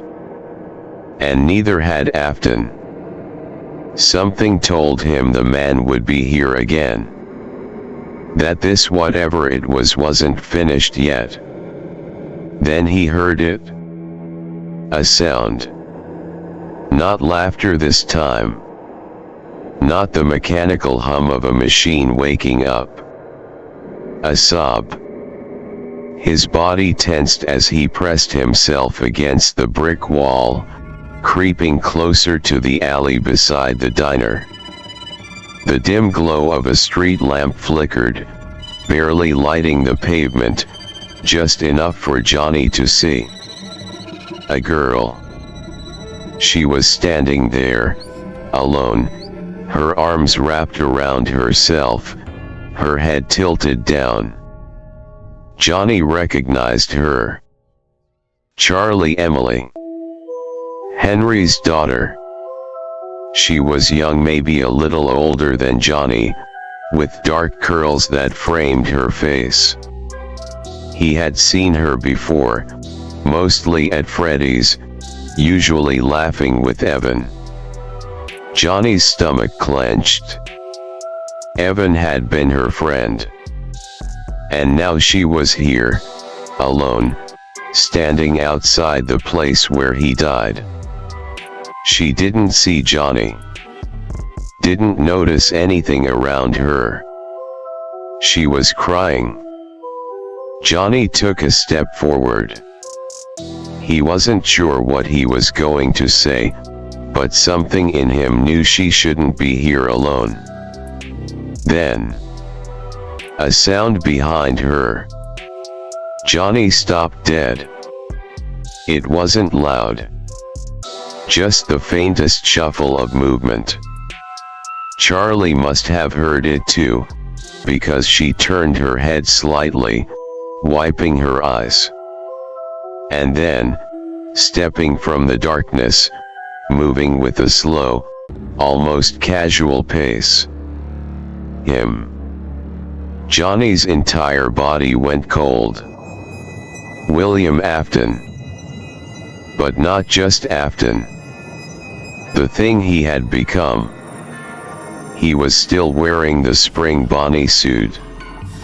Johnny's pulse pounded in his skull. His breath turned sharp, too loud in his ears, but he couldn't move. Couldn't do anything. Afton's spring Bonnie took another step forward. Charlie sniffled, turning her head a little more. She didn't even have time to scream. Johnny watched, frozen in horror, as Afton's hand covered in thick, faded yellow fabric, his fingers pressing too tightly against the gloves, stretching them, reached forward and grabbed her. She barely struggled. Barely got the chance to. One quick motion, his other arm wrapped around her waist, lifting her off the ground. Johnny wanted to move. Wanted to do something. But he couldn't. Charlie let out a strangled gasp, her legs kicking weakly, but Afton didn't stop. Didn't hesitate. He turned, dragging her back toward the diner, his movements smooth, precise, like he had done this before. Like he knew exactly what he was doing. The door creaked open. And then they were gone. Johnny stumbled back, his entire body trembling. His lungs were tight, his stomach twisted, nausea climbing up his throat, but he couldn't look away from that door. He knew what had just happened. He knew Charlie wasn't coming back. She didn't last long. And neither would anyone else. Because this wasn't just a man. This wasn't just a suit. This was the beginning. The beginning of something far worse. The man behind the slaughter had begun his work. The scream cut through the night like a blade, sharp, raw, agonized. Johnny flinched, his breath catching in his throat, his entire body locking up as the sound tore through the walls of the diner. It wasn't just a scream. It was pain. It was fear. It was someone who knew they were dying. And then, beneath it, something worse. A sick, wet crunch. Something tearing. Something breaking. Something being forced into a place it didn't belong. Johnny's stomach lurched. His knees almost buckled, but he pushed himself forward, breath ragged, forcing himself to look. He moved back toward the window, hands shaking as he wiped away the grime on the glass, peering inside the dimly lit back room. And then, oh God! Oh God! Charlie! He could see her, her small body limp, blood trickling down her arms, her legs, staining the floor in dark smears. Her head lolled to the side, mouth slightly parted, eyes half open, but there was no life in them anymore. And Afton, still in that damn suit, still wearing that horrible grin, his movements precise, methodical, like he wasn't even looking at a person, just another piece of his work. And what he was doing. Johnny's breath hitched violently, nausea rolling through him in waves. The animatronic. It was unlike anything Johnny had ever seen before. It wasn't one of the main cast. It wasn't Freddy, or Bonnie, or even the old golden suits. It was something else entirely. It was thin, unnaturally long, its limbs dangling like a puppet on strings, its face white, smooth, expressionless except for the painted, hollowed-out eyes and 2 red streaks down its cheeks, like it had been crying. A prototype. A failed project. Something not meant for the public yet. And Afton was shoving Charlie's body inside it. Johnny gagged, slapping a hand over his mouth to keep from making a sound, his vision spinning as he watched. Afton didn't hesitate. He forced Charlie's limbs inward, stuffing them into the hollow casing of the machine, her broken fingers slipping between the gaps in the metal, her blood smearing against the wires. The sounds. The awful, wet press of flesh against machinery, the grinding of gears shifting into place, the snap of a bone that refused to fit the way he wanted it to. Charlie's body, what was left of it, disappeared into the animatronic's frame, swallowed by the cold, unfeeling metal. And Afton. He laughed. Not loud. Not manic. Just a low, pleased chuckle, his shoulders shaking, his hands pressing against the casing of the machine like an artist admiring his latest masterpiece. Johnny ran. He couldn't stay. Couldn't watch anymore. His feet barely touched the ground as he bolted, heart slamming against his ribs, breath coming in short, choked gasps. His vision blurred, his chest burned, but he didn't stop. Didn't look back. Because if he did, if he hesitated, even for a second, he knew he would never leave that place alive. Johnny's breath was ragged, his legs burning as he tore through the empty streets of Lancaster, heart pounding like a hammer inside his chest. Every shadow felt wrong, every flickering street lamp seemed to cast shapes that weren't there before. His mind was spiraling, barely able to process what he had just seen, what Afton had just done. Charlie was gone. No. Not just gone. She had been put into that thing. That long, thin, pale-faced experiment, something that should not exist, something that wasn't part of the normal animatronics. A prototype, a failure, a husk not meant to be seen by the public. And now it was her. Just like Evan. Just like Fredbear. Oh God. Johnny pushed himself harder, his lungs aching, his feet slamming against the pavement. He needed to get home, needed to get away, needed to. The feeling hit him all at once. A chill, deep in his spine. Like ice crawling under his skin. Like a gaze pressing into his back. Watching. Staring. His stomach dropped. Johnny knew what it was before he even turned his head.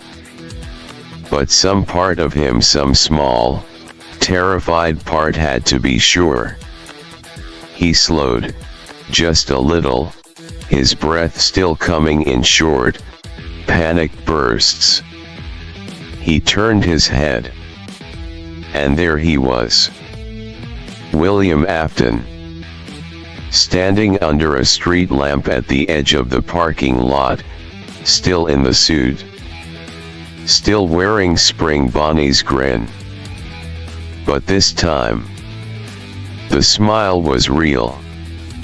Not the animatronics. His. Johnny's whole body locked up, every muscle screaming at him to run, to move, to do something.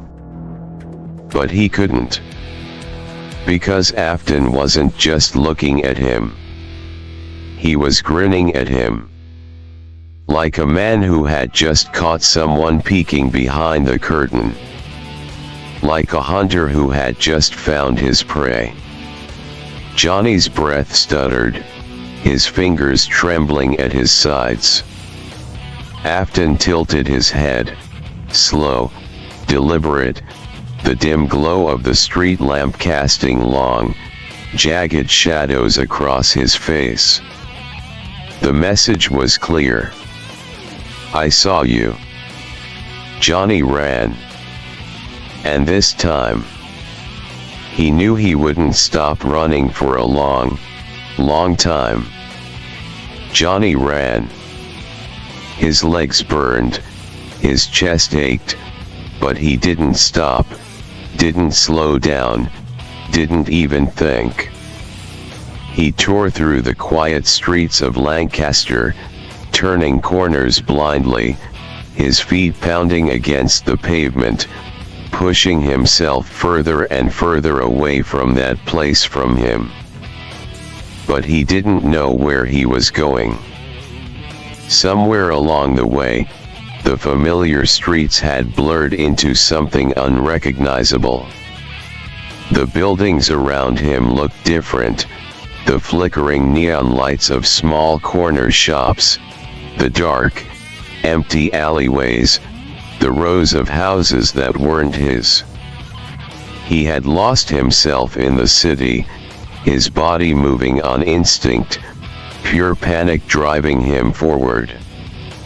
His breath came in ragged gasps, his mind spinning, his stomach twisting with the horror of what he had just seen. Charlie, stuffed into that thing, Afton watching him, knowing he had been there.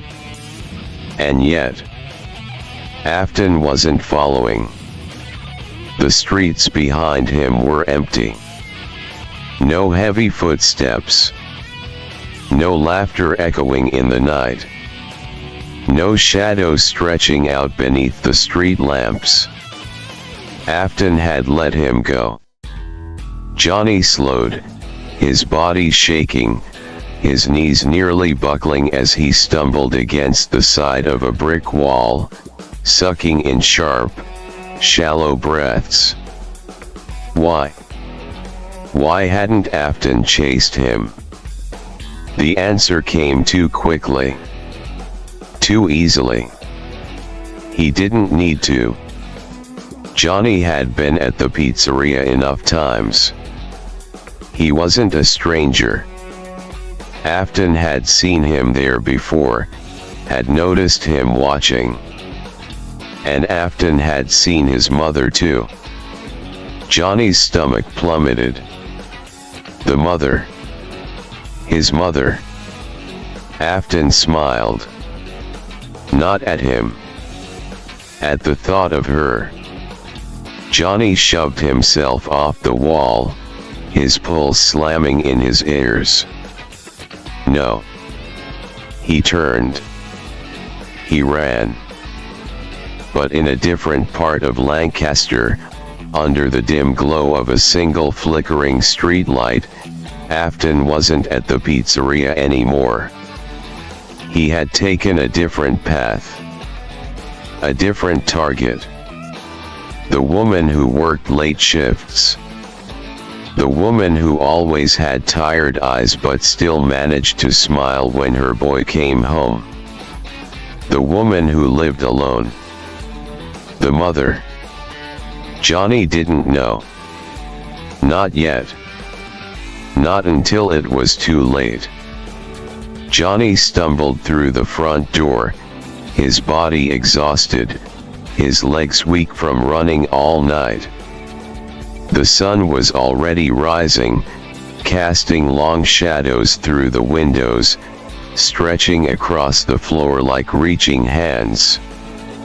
He should have felt relieved to be home. He should have felt safe. But the second he stepped inside, he knew something was wrong. The air was thick, heavy. The silence wasn't the kind that came with an empty house. It was something else, something suffocating. And then, his eyes landed on the blood. A deep, dark pool spreading across the linoleum. Thick. Still wet. Seeping into the cracks of the tile, staining everything red. His breath locked in his chest. And then he saw her. His mother. Lying on the floor. Face down. Motionless. Her hair, usually tied back, was sprawled across the floor, soaked in blood. One of her arms was twisted at an unnatural angle. Her breathing. No. There was no breathing. She was dead. Dead. Dead. Dead. Johnny's mind didn't scream. His body didn't shake. He didn't cry, didn't drop to his knees, didn't do any of the things a normal kid should have done. He just stood there, watching, staring at the mess of her spilled purse, its contents scattered, streaked with red. The wallet, the crumpled receipts, the set of house keys, and next to it, a box of .44 Magnum rounds, and a gun. His mother's gun. Johnny's hands moved before his brain could register it. He bent down, fingers curling around the cold steel of the revolver, lifting it into his grasp. It was heavy. Powerful. Real. His fingers curled around the grip, his thumb brushing over the cylinder. The bullets were already loaded. Ready. Perfect. Something inside him broke. Not with a scream. Not with a sob. Not with the kind of raw, devastated pain that should have consumed him. No. It was something else. Something darker. A slow, creeping emptiness that swallowed every feeling he had left. The fear? Gone. The grief? Gone. The innocence? Gone. All of it was stripped away in an instant, burned out of him, leaving behind something cold. Something hollow. Something dangerous. His grip on the gun tightened. Afton. That man. That monster. That thing that had taken Evan, that had taken Charlie, that had taken his mother. The man behind the slaughter. Johnny exhaled slowly, his hands steady. No more running. No more fear. Afton had taken everything from him. Now Johnny was going to take everything from Afton. and he was going to start by putting a bullet in his goddamn skull. Johnny's breath hitched, the cold steel of the revolver pressing into his palm as he stood frozen in place. And then, a voice. A whisper. From nowhere. From everywhere. It's me. Johnny's pulse stopped. His grip on the gun tightened. His heart pounded like a drum, but his body didn't move. His head jerked up, eyes darting across the room. The house was empty. But the voice was here. It's me. It came again, louder this time, surrounding him, wrapping around his chest like unseen hands pressing down, forcing him to listen. His breath came in short, panic gasps. Then, another voice. Soft. Feminine. Johnny, you must stop him. William is a monster. Johnny knew that voice. Charlie. His stomach twisted, nausea creeping up his throat.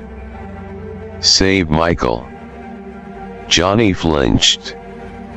He will be the next victim. The word slammed into him like a punch to the ribs.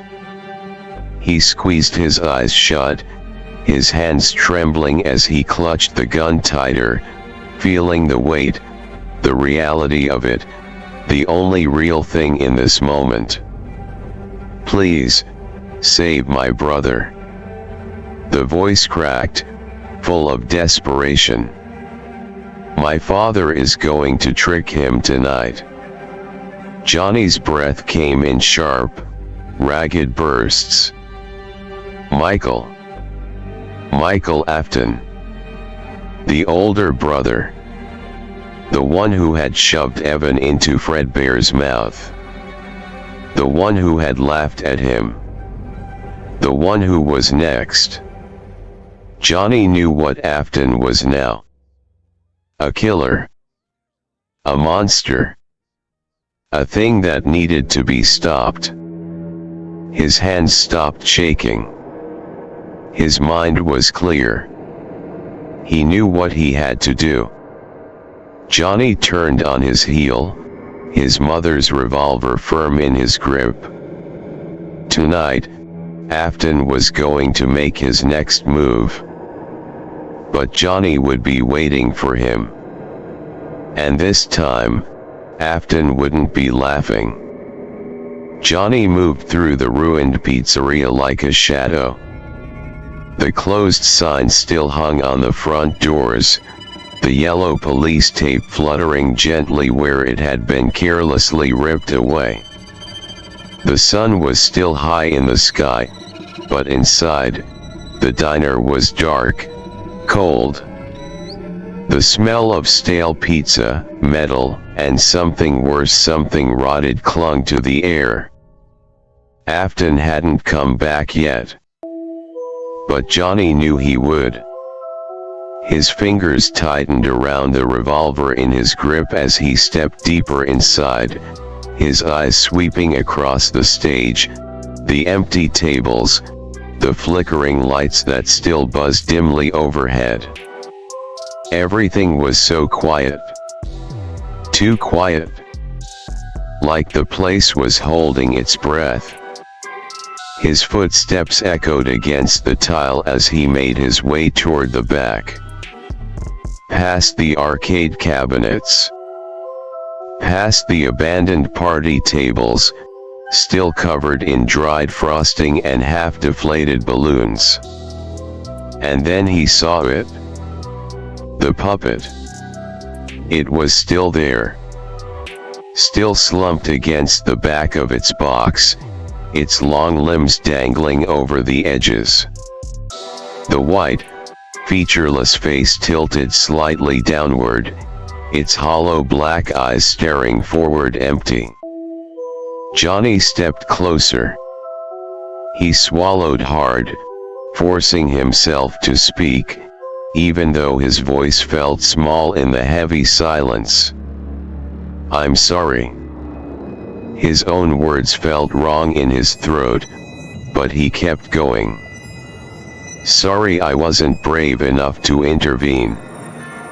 He clenched his jaw, his grip on the gun tightening. "But I will kill this monster." The words left his lips like a promise. His gaze flicked toward the main stage. Fredbear. Still there. Still frozen. Still watching. Johnny moved toward him, his breath slow and steady, standing in front of the massive, hulking bear. The same one that had taken Evan. The same one whose eyes had changed. He inhaled deeply, staring into that soulless, plastic face. "And if I can't kill him?" His own reflection stared back at him in the dull shine of Fredbear's black pupils. "I'll make sure he's stuck in a mess he can never get out of." Fredbear didn't move. The puppet didn't move. Nothing did. But Johnny felt it. A shift in the air. A weight settling over the room. Like something heard him. Like something was listening. Like something agreed. Johnny turned on his heel, revolver firm in his grip. Tonight, Afton was coming back. And Johnny would be waiting for him. Johnny crouched low behind the counter, tucked into the shadows, his breath steady but his heart pounding. The diner had been empty all day, the sunlight creeping across the floor, stretching through the cracked blinds, until finally, it disappeared altogether. Now it was night. Now the real monster had returned. The front door creaked open. Johnny didn't move. He listened. Two sets of footsteps echoed through the dimly lit restaurant. One heavy, confident, steady. Afton. The other, hesitant, slower. Michael. Johnny's jaw clenched, fingers tightening around the revolver in his grip. He knew what was about to happen. Knew Afton wasn't bringing his son here for nothing. This was a trap. A test. And Michael had no idea. Johnny stayed still, watching through a sliver of space between the counter and the floor. Afton led Michael to the center of the room, near the stage, and patted him on the shoulder with a slow, deliberate movement. "Wait here, son. I just need to grab something from the back." His voice was too calm. Too casual. Michael didn't question it. Didn't suspect a thing. Johnny's pulse slammed against his ribs as Afton turned, his footsteps retreating down the dark hallway toward the back room. The moment the sound faded, Johnny moved. He sprang up from his hiding spot, his legs burning from staying crouched for so long, but he ignored it. He bolted toward Michael, grabbing his arm before the older boy could react. Michael yelped, jerking back. "What the hell?" Johnny didn't give him a chance to argue. "Listen to me, Michael, listen to me." His voice was low, urgent, desperate. "Your dad Afton, he killed Charlie. He's going to kill you next. Michael's face twisted in confusion, but Johnny could see the flicker of something in his eyes. Doubt. Uncertainty. Like a small, quiet part of him had always known his father was off. You need to find Henry Emily and tell him what's going on. Johnny pushed harder, gripping Michael's arm tighter. You need to run now. Michael froze. For a second, just a second, he didn't react. Then his expression shifted. His brows pulled together, his jaw tensed, and the flicker of doubt in his eyes solidified. He believed him. And then, a sound. A faint, distant click. A door unlocking. Johnny's stomach dropped. Afton was coming back. Michael, go. Michael didn't need to be told twice. He turned on his heel and ran. Through the diner. Out the front doors. Into the night. Johnny exhaled sharply, his hands still shaking. He had done it. Michael was safe. But he wasn't. Because now, Afton was back. And Johnny had nowhere left to run. Well,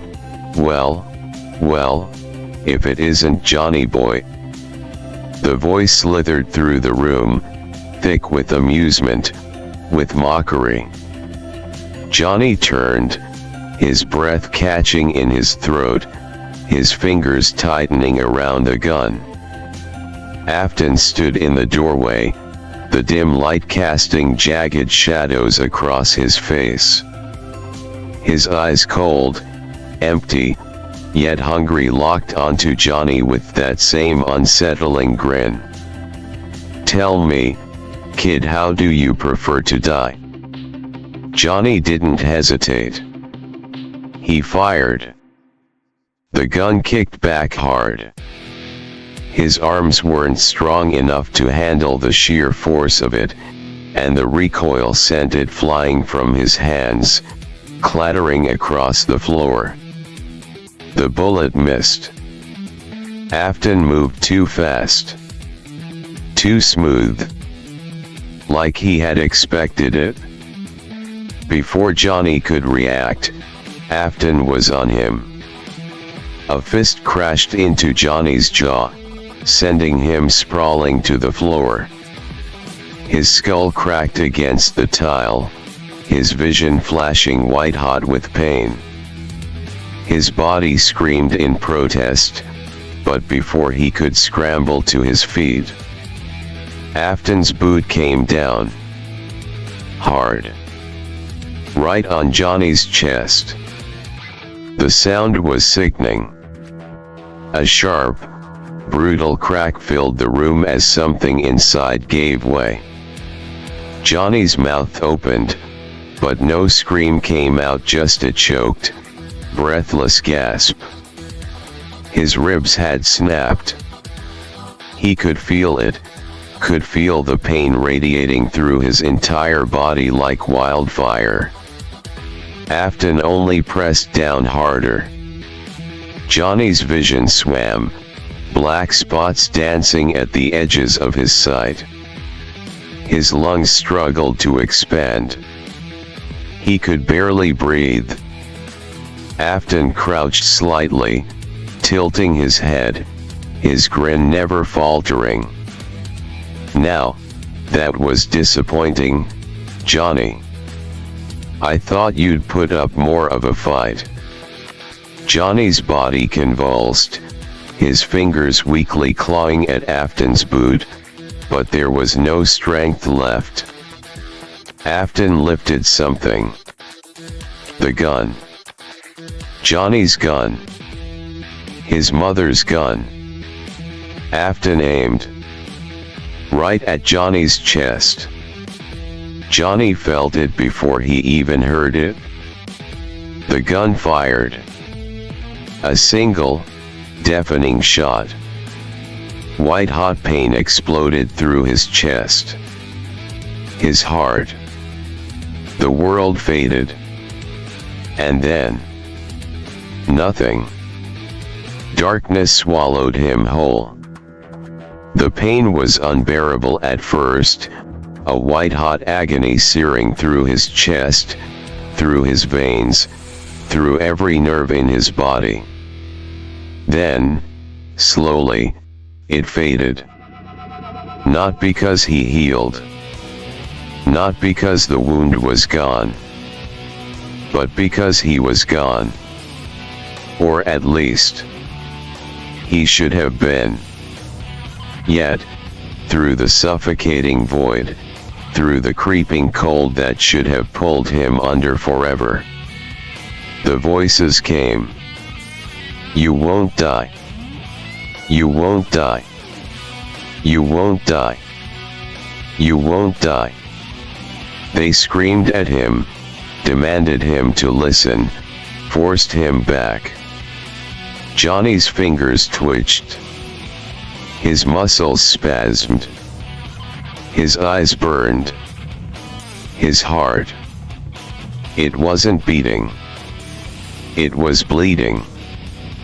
But still, the voices rang in his skull, drilling into the core of his being, wrapping around his very soul like invisible hands wrenching him back into his own body. You won't die. His fingers curled against the cold tile floor. His chest shouldn't be moving. His body shouldn't be working. He should be dead. He wasn't. Something refused to let him go. Johnny gasped a sharp, ragged sound, more of a choke than a breath. His limbs twitched, his hands scrambling to find something, anything to hold onto. His vision blurred, the world swimming as he forced himself up, slowly, weakly, using the counter beside him to gain his balance. His head throbbed. His body screamed. His chest was wet, he could feel the blood, his own blood, still seeping from the wound. But he was standing. His knees shook. His breath came in uneven, choked gasps. But he would not die. Johnny's fingers dug into the counter, his entire body trembling. The orphan will not die. The words pulsed in his skull, over and over, not just from the voices, but from him. He would not die. He refused. His lips curled back in something between a gasp and a snarl, pain and fury mixing into something dark, something relentless. He had survived. And now, Afton, I don't know what is happening, but you're going to pay. His voice was raw, hoarse, barely above a whisper. But it was there. It was real. He stumbled forward, his steps weak, his body still on the verge of collapse, but he moved. Out of the back room. Through the empty, blood-stained diner. Past the lifeless, staring animatronics. And then, he stepped outside. The air was cold. The night was quiet.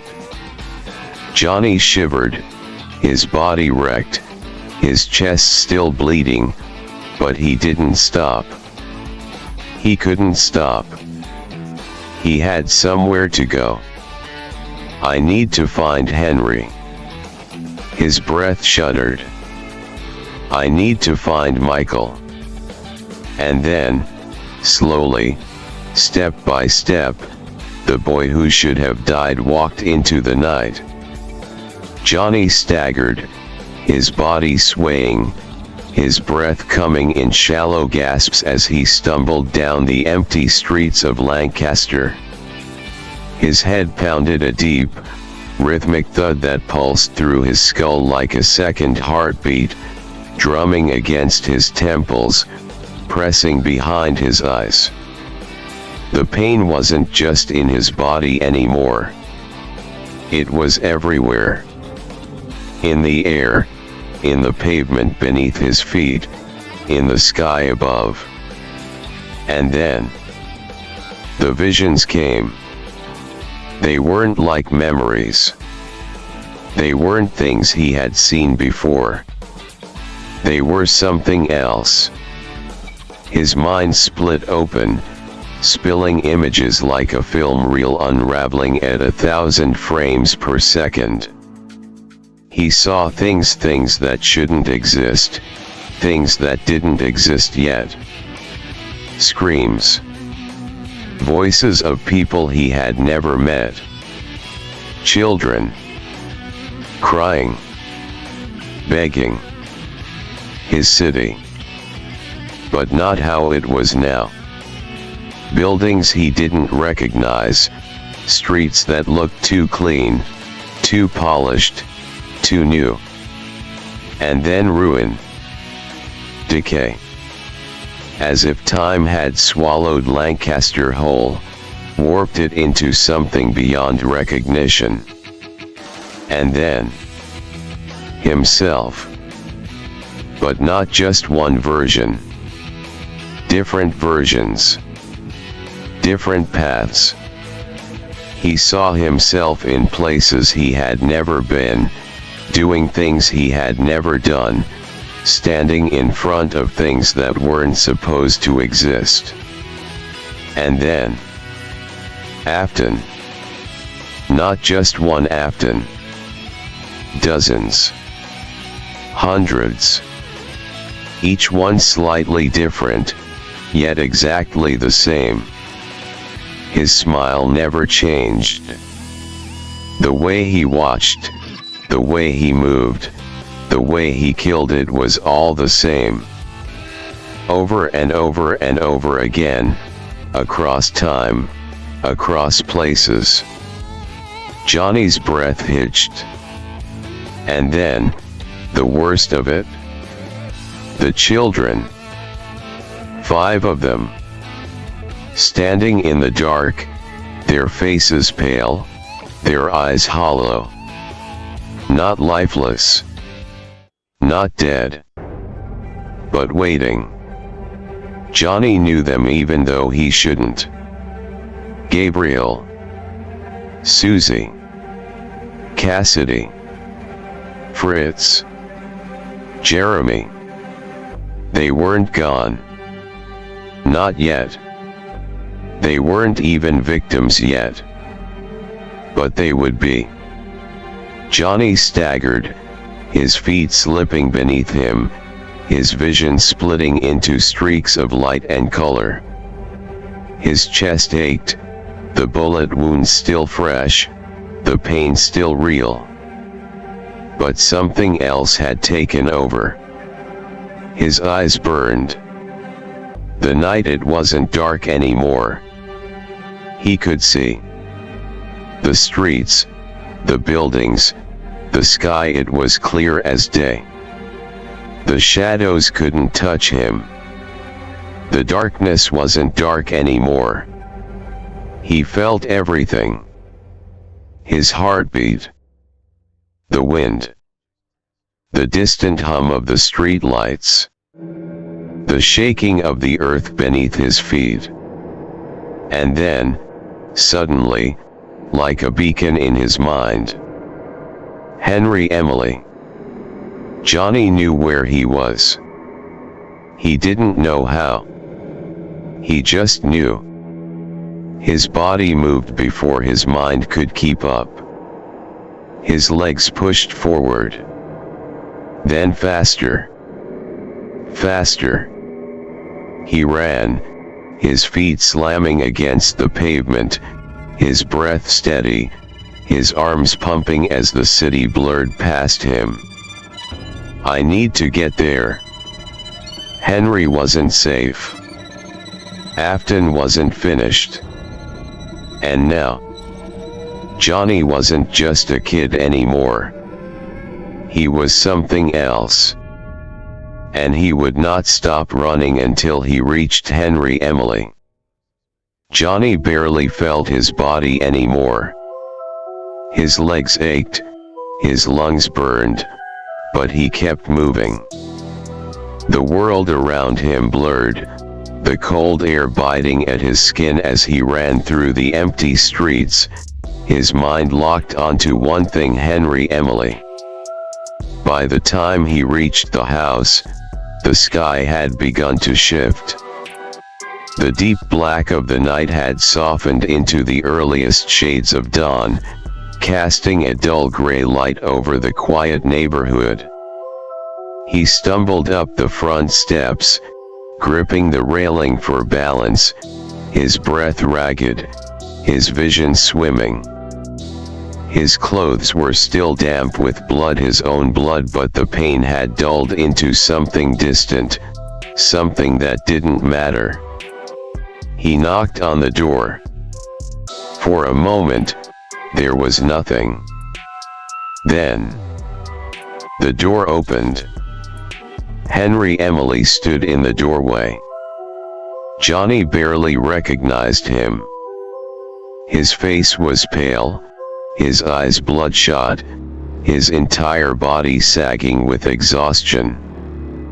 He looked like a man who had spent the last few hours shattered, barely holding himself together. Michael was behind him, standing stiffly near the couch, his expression unreadable. His arms were crossed, his fingers digging into his sleeves like he was keeping himself from falling apart. Johnny swallowed hard, his throat raw, his chest still rising and falling with heavy, uneven breaths. For a long moment, Henry just stared at him. Then his eyes dropped lower to Johnny's chest. To the wound. To the bullet wound that should have killed him. Henry's breath caught. His lips parted slightly, his face twisting in something between shock and horror. His voice was barely above a whisper. How? His hands trembled. How are you? Michael stepped forward now, his brow furrowed, his mouth pressing into a thin line. His gaze flickered between Johnny and Henry, his own confusion barely masked by the tension in his posture. Johnny could barely hear them. His heart wasn't beating anymore. But he felt it bleeding. And the voices. They were still there. Still ringing in his head. You won't die. Johnny clenched his fists. How are you not dead? The words hit him like a hammer, sharp and desperate, demanding an answer. Johnny exhaled slowly. And then, for the first time since he had crawled back from the brink, he spoke. Because I don't think I can die anymore. The room was silent. The only sound was Johnny's ragged breathing, the slight creak of the wooden floor beneath his feet as he shifted, still trying to ground himself in this reality, in this moment.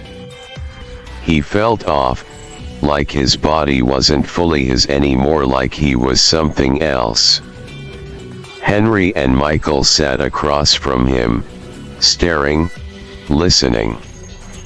Neither of them had spoken since Johnny had begun explaining.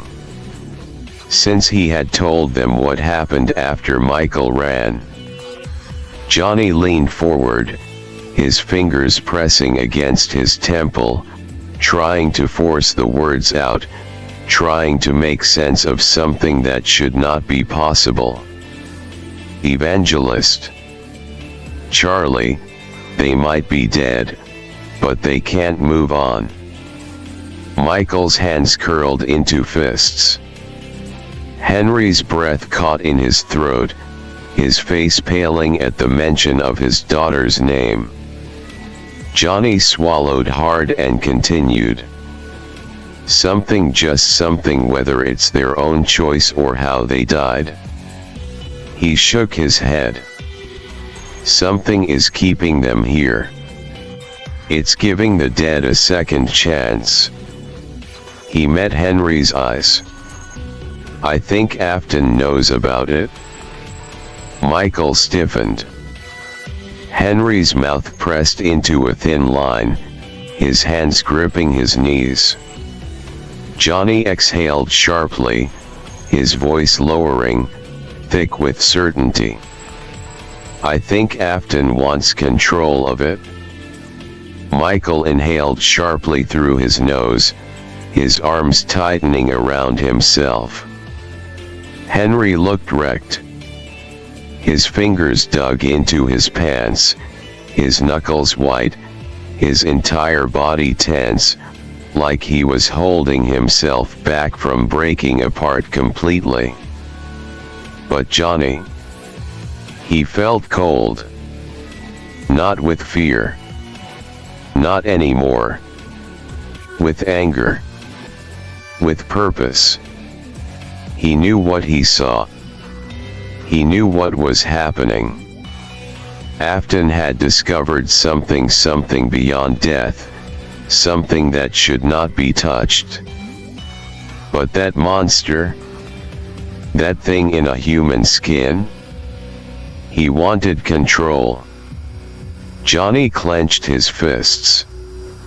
He wasn't going to let him have it. Henry exhaled sharply, his hands shaking as he ran them over his face. He looked like he was trying to process everything, trying to make sense of it, but Johnny knew he already knew it was true. Charlie was dead. But he had seen her. He had heard her. Henry clenched his jaw, his breath uneven. His entire body was tight, rigid, like he was holding in something deep. Michael shifted beside him, his own expression unreadable. But Johnny could see it, the flicker of something behind his eyes. Fear. Guilt. Maybe both. Johnny sat forward, pressing his palms against his knees, trying to keep his own breathing steady. His chest ached, the wound still bleeding slowly, but he barely felt it anymore. It was just another reminder. A reminder that he should be dead. But he wasn't. And neither were Evan. Neither was Charlie. Afton wants control of it, Johnny repeated, his voice harder now, more certain. I don't know how, I don't know what he's planning, but whatever's happening to the dead, he's figured it out. And he's not scared of it. Michael scoffed bitterly, rubbing his arms. Of course, he's not. He's a goddamn lunatic. Johnny shook his head. No, he's worse than that. He looked between the two of them, his jaw tightening.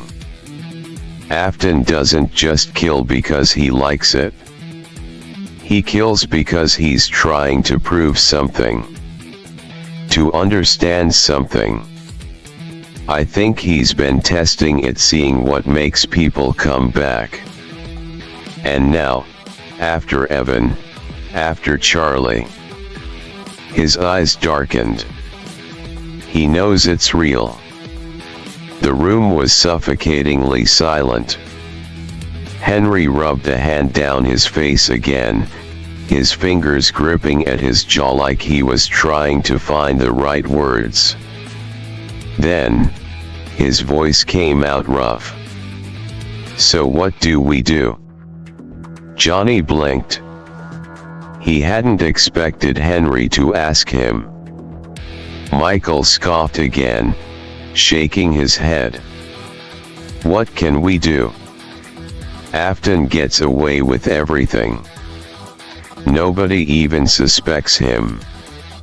And the cops? They don't give a damn.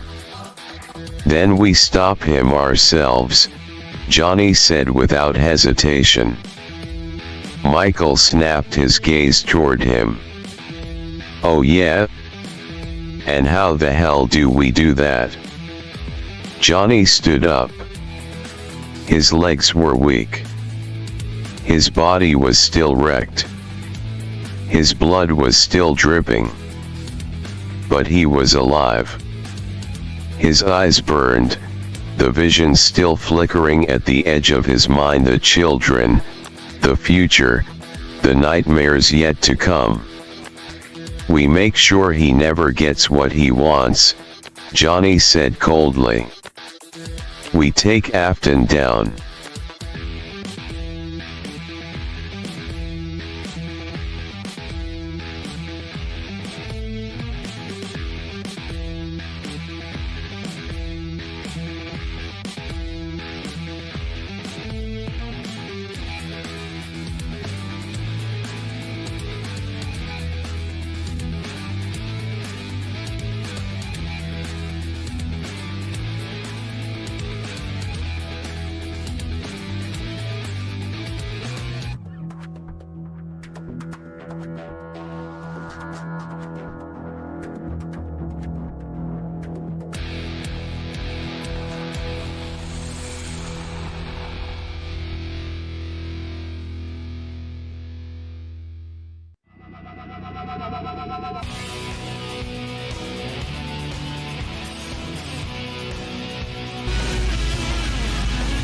Passage 3, Spring Locked. Johnny stood there, his body still aching, his chest still bleeding, but his mind was sharper than it had ever been. The fire in his veins burned hotter, his muscles felt tighter, his entire existence had shifted. He wasn't the same boy who had walked into Freddy's 2 nights ago. He wasn't the same boy who had run in fear. He wasn't even the same boy who had died. Because he didn't die. His lips curled into something that wasn't quite a smirk, but wasn't fear either. "After all, it's not like he can kill me." Michael's eyes widened slightly, his expression flickering with something between horror and disbelief. Henry stiffened, his knuckles white against the table. Johnny clenched his fist, feeling his fingers twitch, feeling the way his body shouldn't be standing right now. The pain was there, dull and distant, but it didn't matter. He should be dead. But he wasn't. And that meant something. That meant Afton failed. That meant Johnny had something he didn't understand. And if there was one thing Johnny knew about Afton, it was that he couldn't stand not being in control. "That son of a bitch thinks he owns death," Johnny muttered, rolling his shoulders, feeling the weight of everything press down on him but not break him. "But I'm still here." Michael swallowed hard, rubbing his arms like he was trying to make sense of it all. "You're saying, you can't die?" Johnny exhaled through his nose. "I don't know. Maybe I can. Maybe not. But he shot me through the heart and I'm still standing." He narrowed his eyes. So as far as I'm concerned, no. He can't kill me.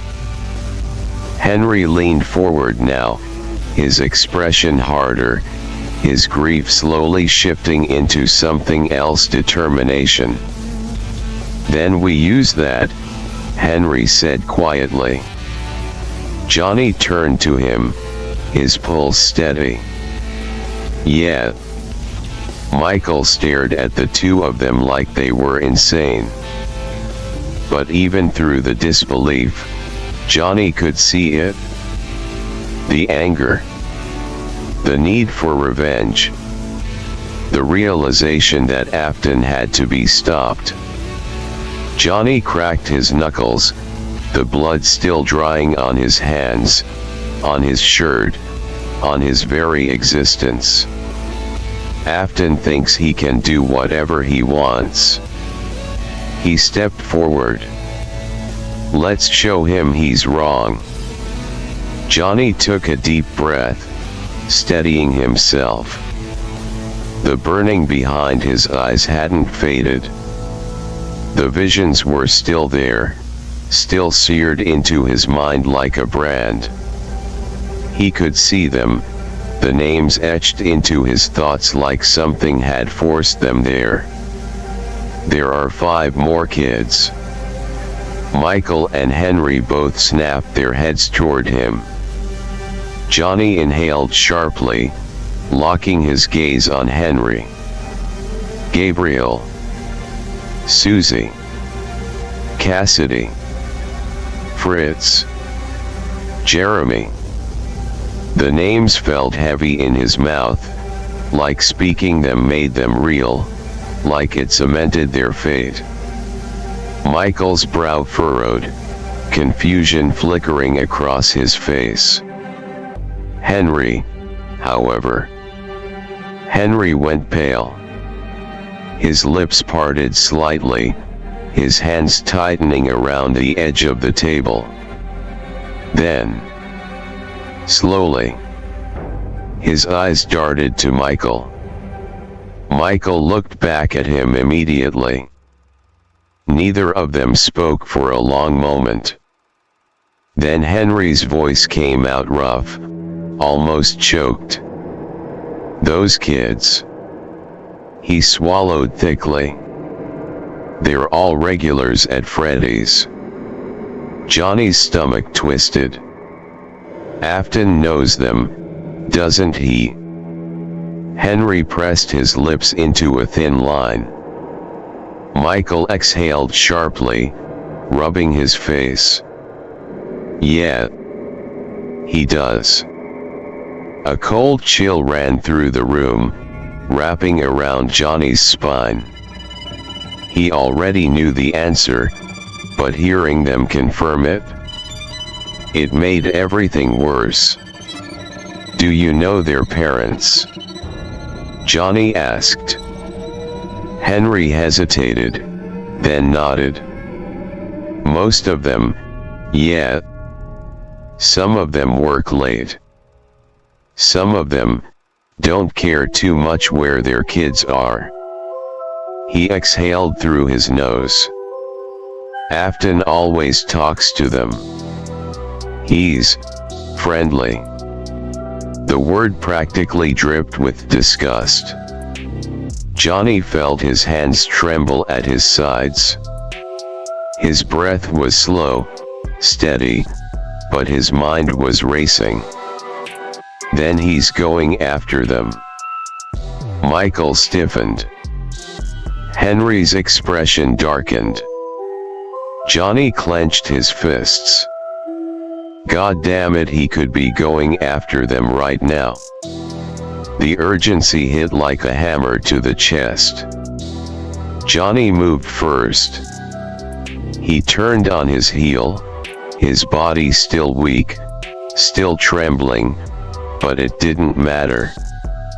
He had to get back to Freddy's. He had to stop Afton before it was too late. Johnny was already halfway to the door when a hand grabbed his arm. Wait.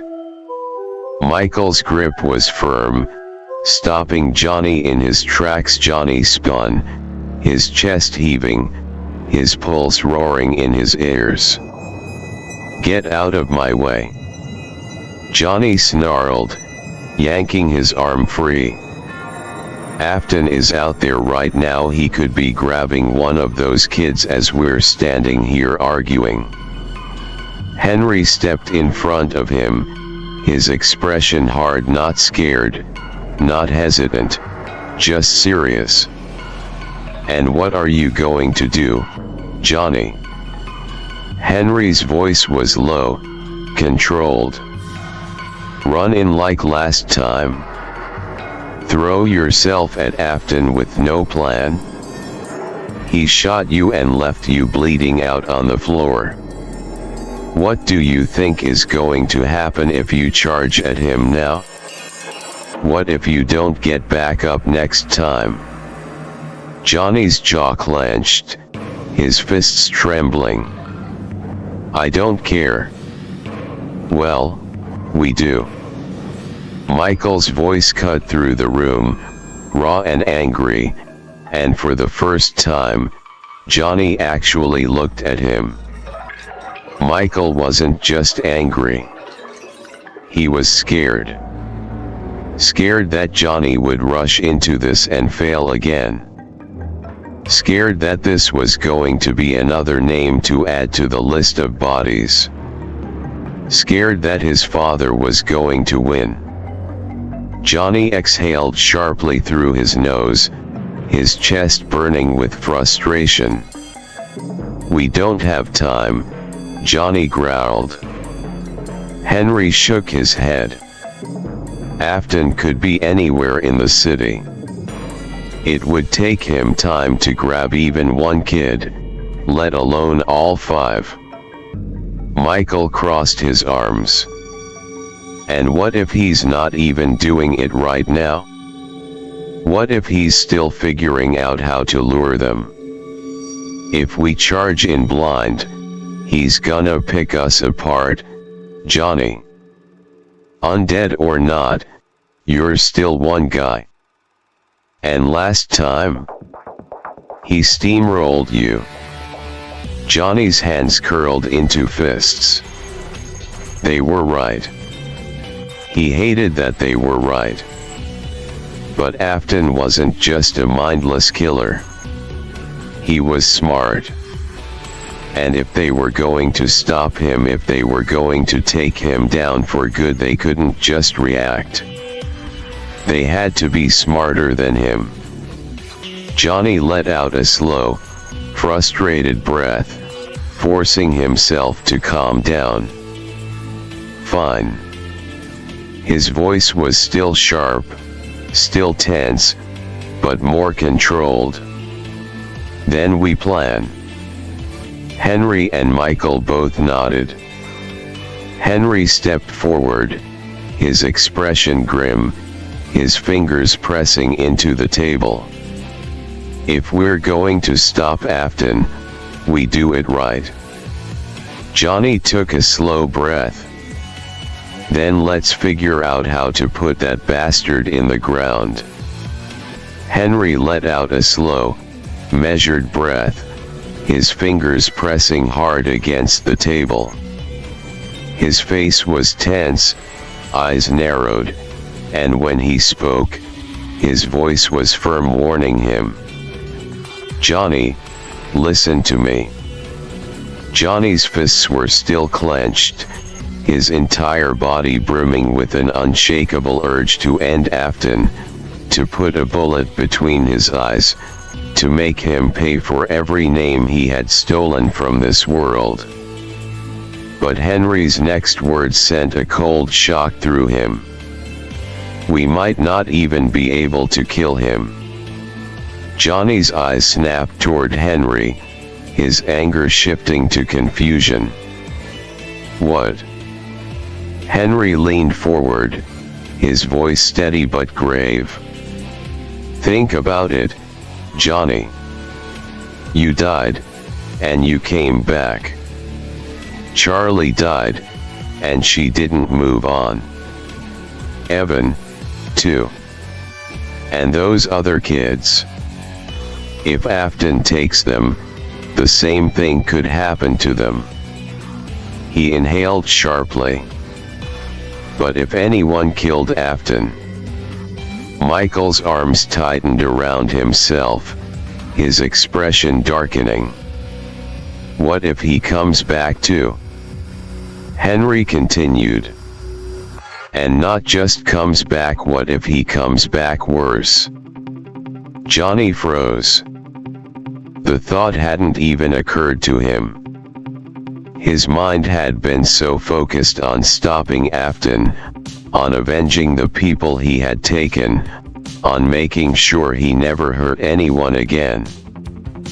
But if Henry was right, if anyone killed him, then Afton might not stay dead.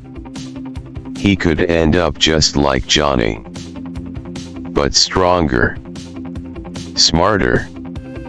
Worse. And then, Johnny wouldn't just be hunting a man anymore. He'd be hunting something even worse than a monster. His grip on the table tightened, his fingers digging into the wood. His heartbeat, or what was left of it, slowed. He swallowed hard. So what do we do? Michael exhaled sharply. We don't just kill him. We stop him for good. We need a way to trap him. A way to make sure he can't come back. Johnny hated the idea of leaving that bastard alive. But he hated the thought of Afton becoming even worse even more. He inhaled deeply, forcing himself to calm down, to think. Then we figure out a way to make sure that if he dies, he stays dead. Henry nodded, but his expression was still grim. If that's even possible. Johnny clenched his jaw. It has to be. Because if Afton got a second chance like he did, then there wouldn't be a world left for anyone else. Johnny's mind clicked. A thought, no, a plan slammed into him like a freight train, something so simple, yet so dangerous, that he couldn't believe he hadn't thought of it before. His hands gripped the table, his eyes burning with intensity as he looked between Henry and Michael. Michael. Henry. His voice was steady, controlled, but beneath it was something else: certainty. Purpose. Asterisk that suit, Spring Bonnie. Michael's breath caught, his posture shifting slightly. Henry's expression darkened, already understanding where Johnny was going with this. Johnny's fingers curled against the wood, his mind racing. It doubles as an animatronic with preset routines, right? Once the suit exits costume mode and goes into animatronic mode. He exhaled sharply, locking eyes with Henry. There's no way to stop it? Not from inside the suit, anyway. Michael's face paled. His lips pressed into a thin line, his brows furrowing.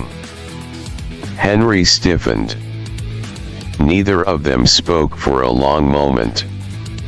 Johnny could see at the exact moment when the idea hit them the same way it had hit him. Michael swallowed hard. You want to trap him inside it? Johnny nodded. Not just trap him. His voice was steady, cold. I want to make sure he never gets out. Henry let out a slow, measured breath, rubbing a hand over his face. Johnny, that's Risky asterisk if something goes wrong asterisk. If something goes wrong, we try again, Johnny cut in, his voice unwavering. He's a threat no matter what we do. But if we force him into that suit, if we make sure it locks up, if we make sure it goes into animatronic mode while he's still inside. Michael exhaled sharply, gripping his arms. Then he's trapped. Johnny nodded. And if the spring locks fail while he's in there? Michael's expression hardened. Then it won't matter if he can't die. Henry let out another breath, rubbing his temples. You're suggesting we let the damn thing crush him alive? Johnny didn't hesitate. Yes. Henry looked away, his fingers twitching against the table. Michael, however. Michael understood. His fists clenched. His jaw tightened. And then he nodded. Then let's make sure he stays in that suit.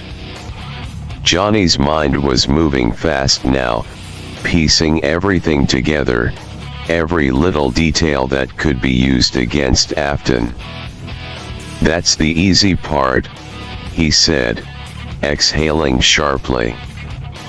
He looked between Michael and Henry, his grip tightening on the edge of the table. He always wears that thing when he kills. He trusts it.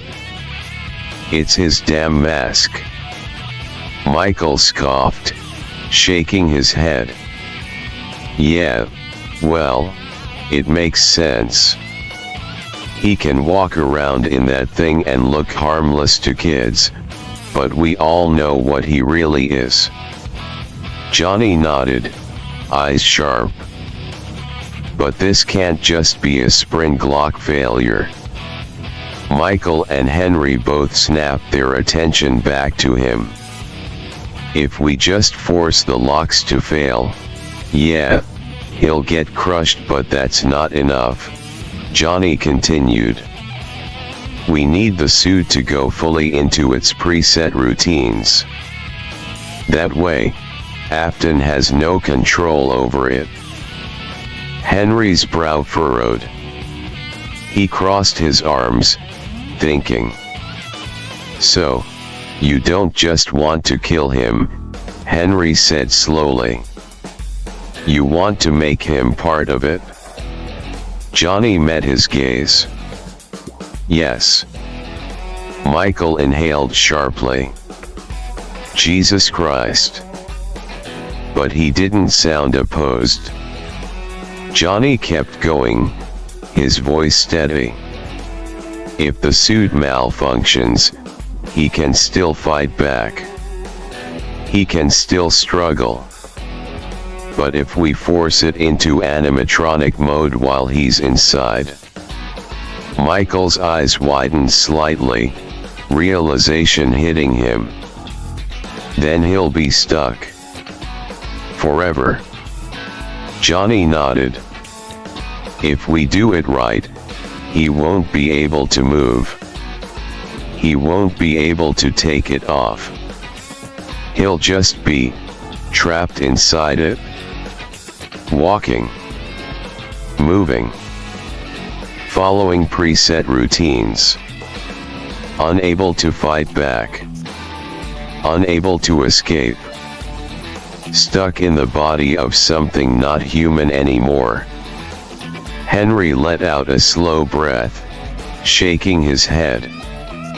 Jesus, he muttered, rubbing his temples.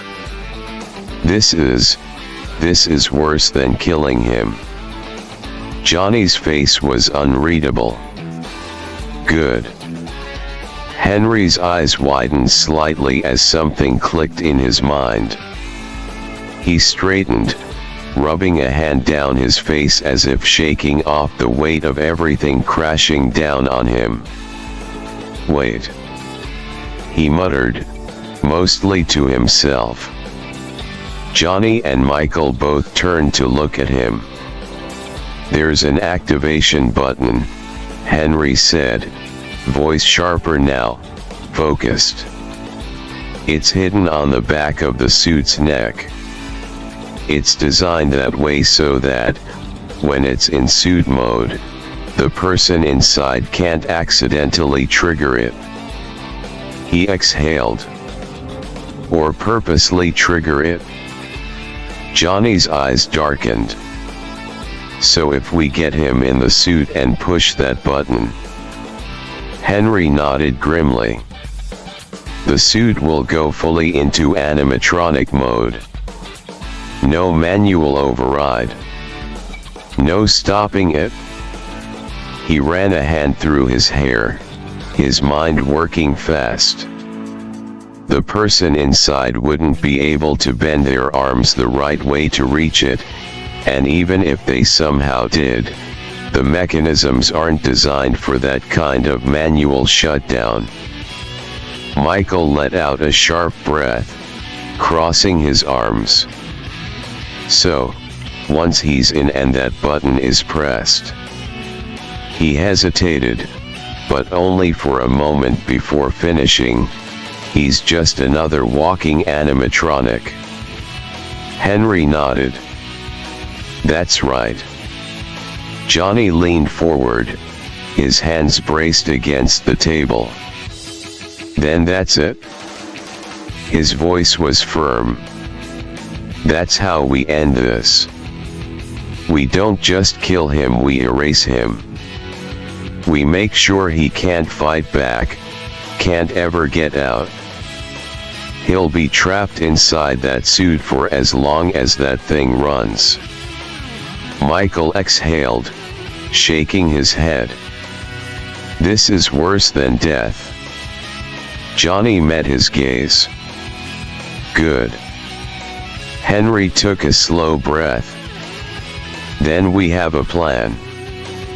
Johnny's fingers curled into fists. "Now we just have to make sure he walks right into it." Johnny's breath hitched, but instead of tension, instead of panic, instead of the overwhelming weight of everything crashing down on him, he laughed. Low at first, a quiet, breathy chuckle. Then it grew, shaking his shoulders, his fingers digging into the edge of the table as it rumbled up from his chest. Michael and Henry both stared at him, unsure if he had finally snapped under the pressure or if he had just realized something they hadn't. But Johnny knew. He knew. Afton had made a mistake. A big one. He had underestimated what happens when you kill the wrong person. Johnny straightened, rolling his shoulders, his laughter tapering off into a sharp, wicked grin. His fingers itched around a gun at his hip, but he knew that tonight, he wouldn't need it. "It's time," Johnny murmured, looking between Henry and Michael, his grin stretching wider. "Time for Spring Bonnie to perform one last time." Michael's breath came out in a sharp exhale, something cold flickering behind his eyes. Henry pressed his lips together, nodding slowly. Johnny cracked his knuckles, shaking the last remnants of weakness from his limbs. They had a plan. They had a trap. And tonight, Spring Bonnie was going to take his final bow. Henry nodded, his fingers pressing against the bridge of his nose as he processed the plan. His breath came out slow, controlled, but his eyes were sharp now, focused. The weight of grief had been momentarily pushed aside, replaced by something stronger. "You're right," Henry said, looking up at Johnny and Michael. Afton's a sadist. He likes to toy with them first.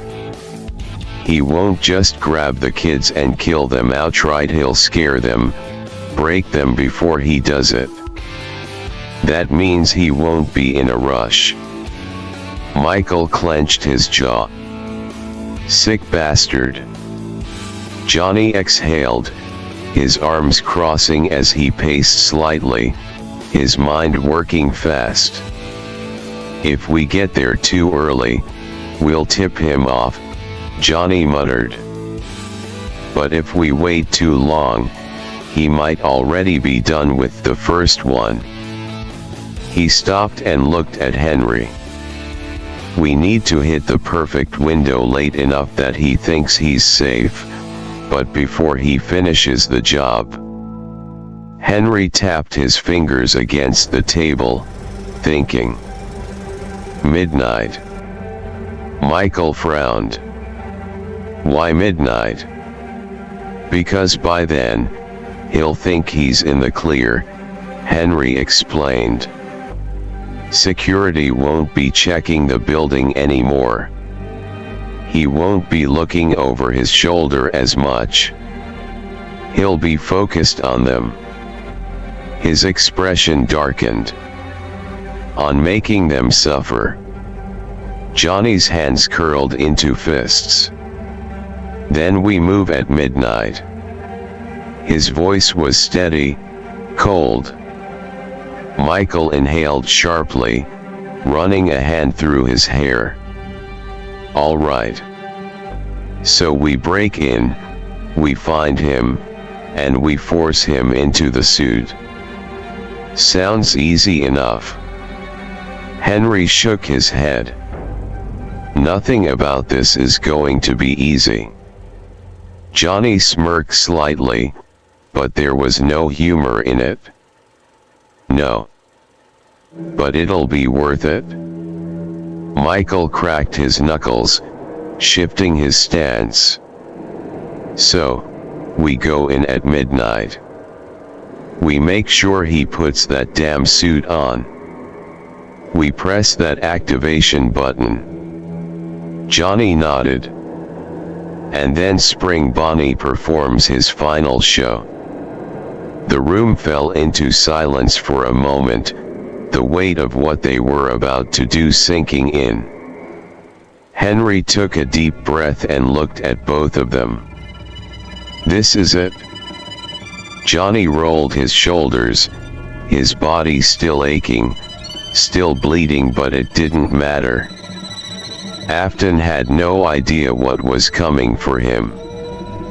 The hours before midnight dragged by like a slow-moving storm, thick with tension, heavy with unspoken thoughts. Johnny sat on the worn-down couch in Henry's living room, his fingers tapping restlessly against the armrest. Michael stood by the window, arms crossed, staring into the darkened streets like he expected his father to materialize from the shadows at any moment. Henry sat at the kitchen table, leaning forward, his hands steepled together, the weight of everything pressing down on his shoulders. None of them spoke for a long time. Johnny could feel it in the air, the anticipation, the dread. The unshakable certainty that tonight, everything would change. He inhaled deeply, staring at his hands. They were still covered in dried blood, his own blood. His chest still ached, the wound beneath his shirt still leaking slightly, but it didn't matter. His body was running on something else now, something that wasn't human.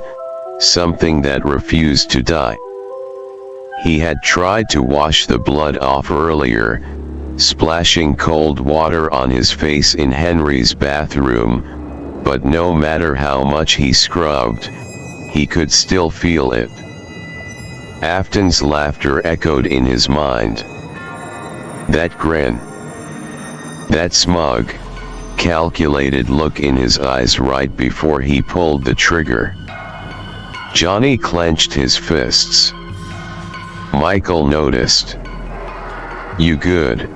he asked, breaking the silence. Johnny exhaled through his nose. "Yeah." Michael studied him for a second, then looked away. "I still don't get it, man. You should be dead." Johnny let out a breath that wasn't quite a laugh. "Yeah, well. Afton's got a bad habit of creating problems he can't fix." Michael's lips twitched into something that almost resembled amusement, but there was too much weight in his expression for it to be a real smile. "That's an understatement." Henry sighed, rubbing his temples. "Focus. We only have a few hours left." Johnny leaned back against the couch, staring up at the ceiling. "We're ready," he muttered. "We know the plan. We know what we have to do." Henry nodded slowly. "And we know what happens if we fail." Silence. No one needed to say it. If they failed, there would be no next time. Afton would keep going. More bodies. More missing children. More souls trapped in the walls of Freddy's forever. Johnny wouldn't let that happen. They wouldn't let that happen. The minutes ticked by. Slow. Relentless. Then, finally, 11:45 p.m. It was time. The air was cold as they approached Freddy's, the darkened pizzeria looming over them like an open grave. The parking lot was empty. No lights. No cars. No security guards. Exactly what they needed. Henry moved first, leading them to the back entrance. He had keys, of course he did.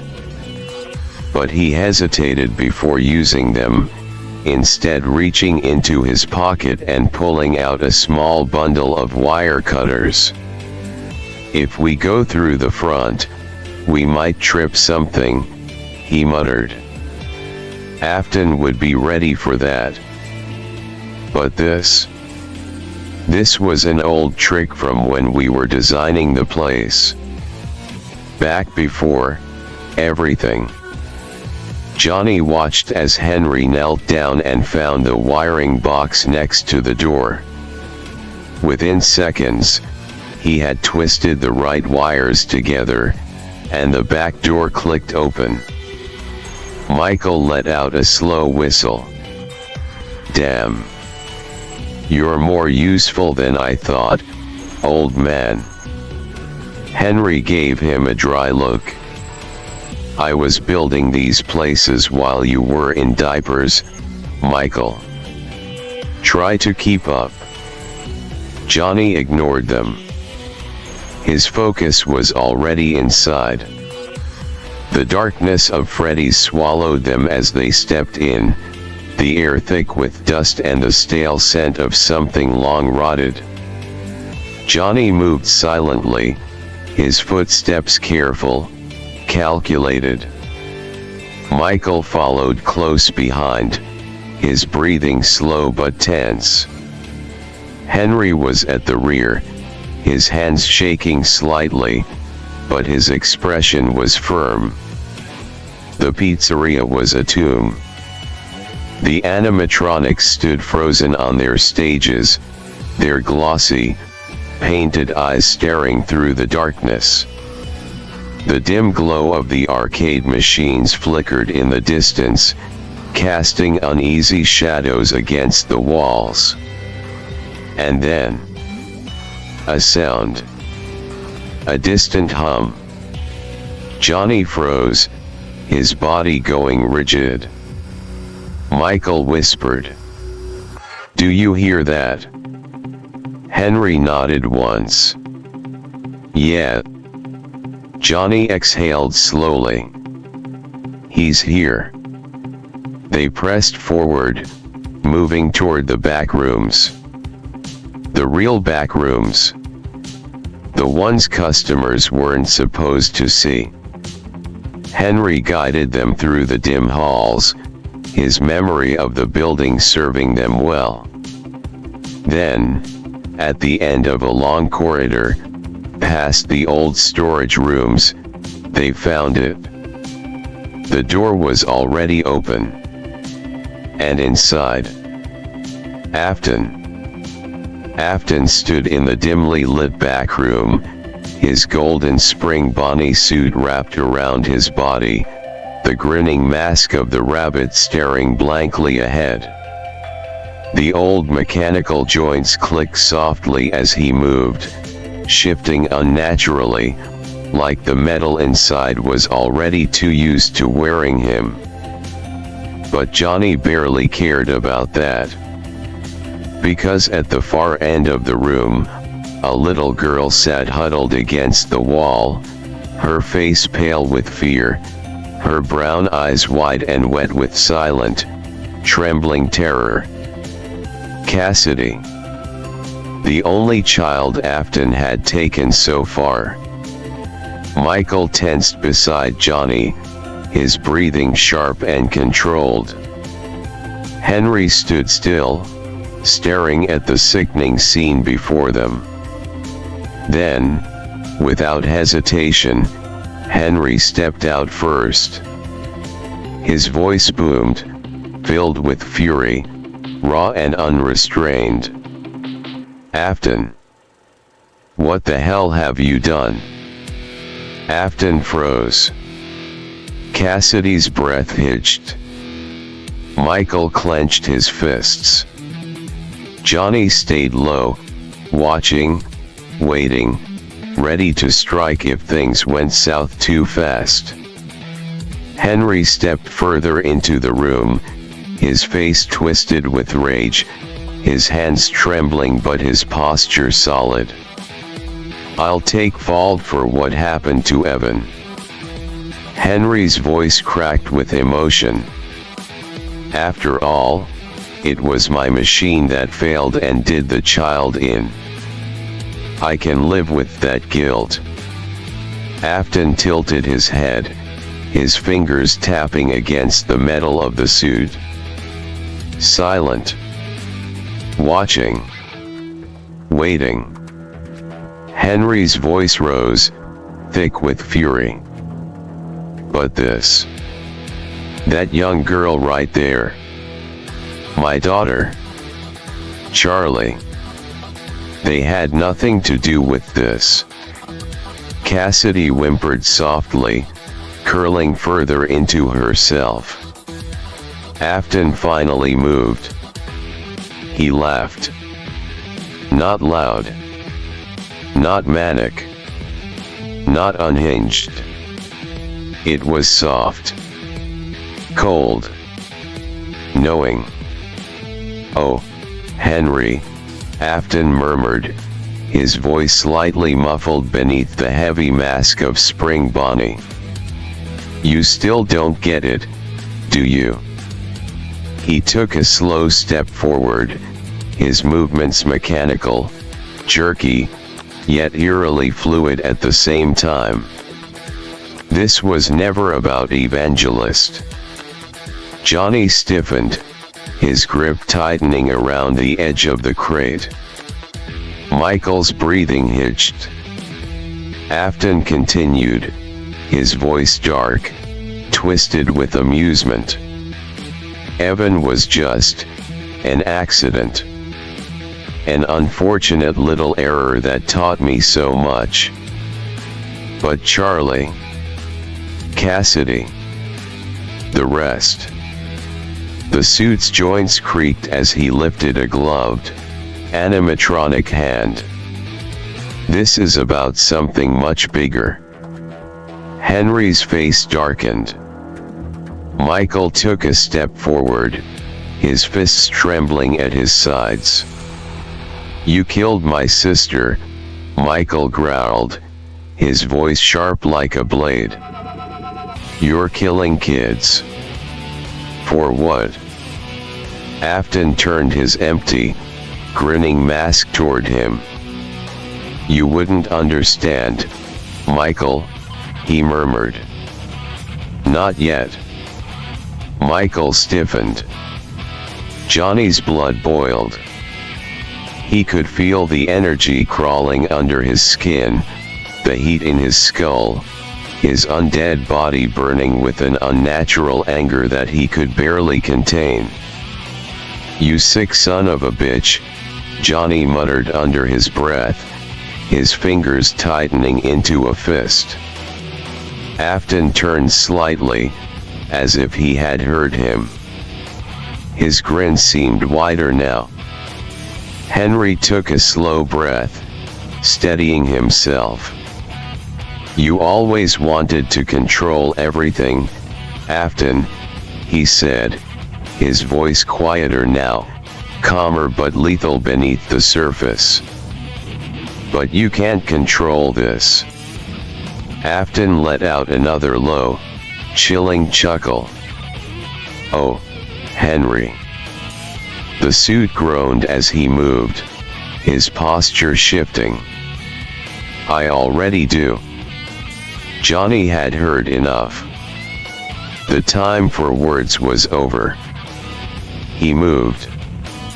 Johnny stepped forward, his body moving before his mind could catch up, his chest burning not from pain, not from the wound that should have killed him, but from the pure rage boiling inside him.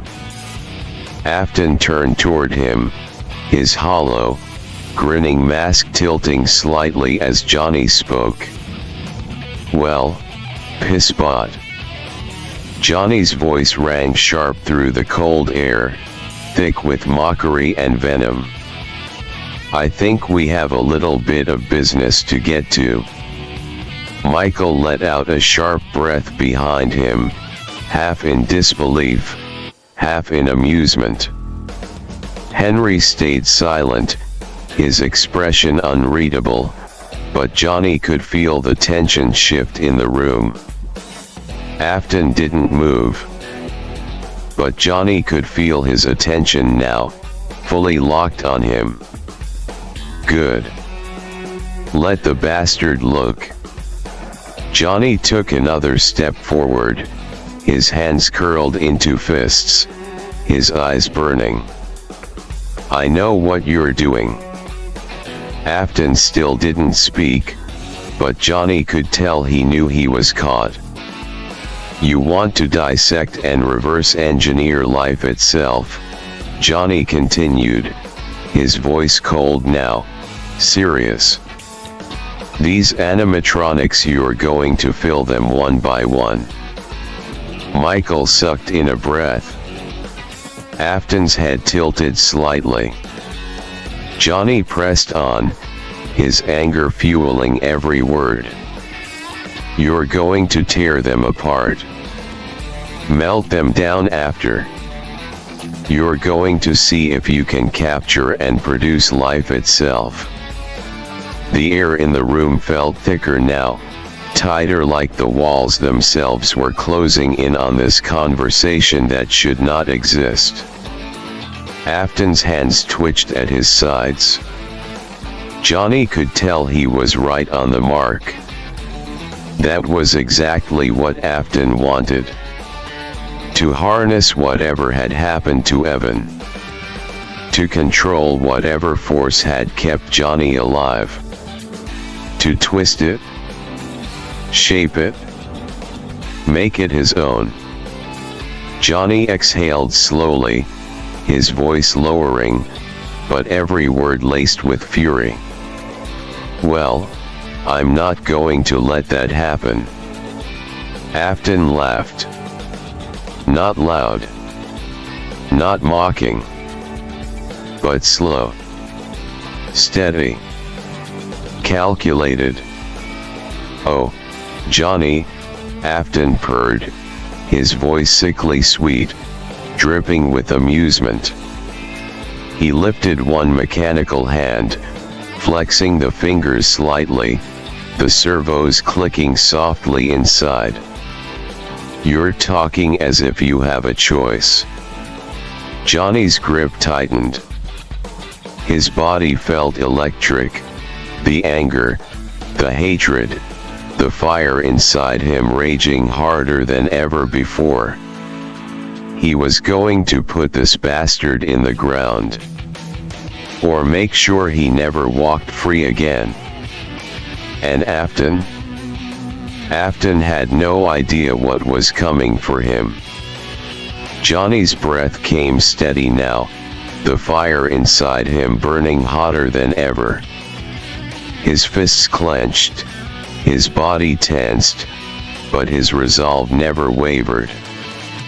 He stared down the grinning monster in the spring Bonnie suit, his voice dripping with fury.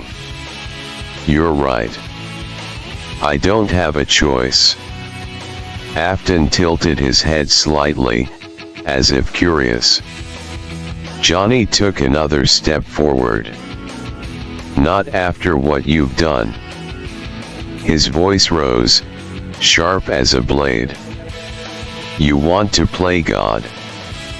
You want to twist life itself into something you can control. Well, guess what, Afton?" Johnny's eyes burned, the energy in his limbs surging. "This orphan will be the reason no one can hear you scream." Afton moved in an instant, his arm flashed up, and before Johnny could react, bang! Johnny's body jerked back slightly as the .44 Magnum roared through the room. But he didn't fall. Bang! Bang! Bang! Afton kept firing.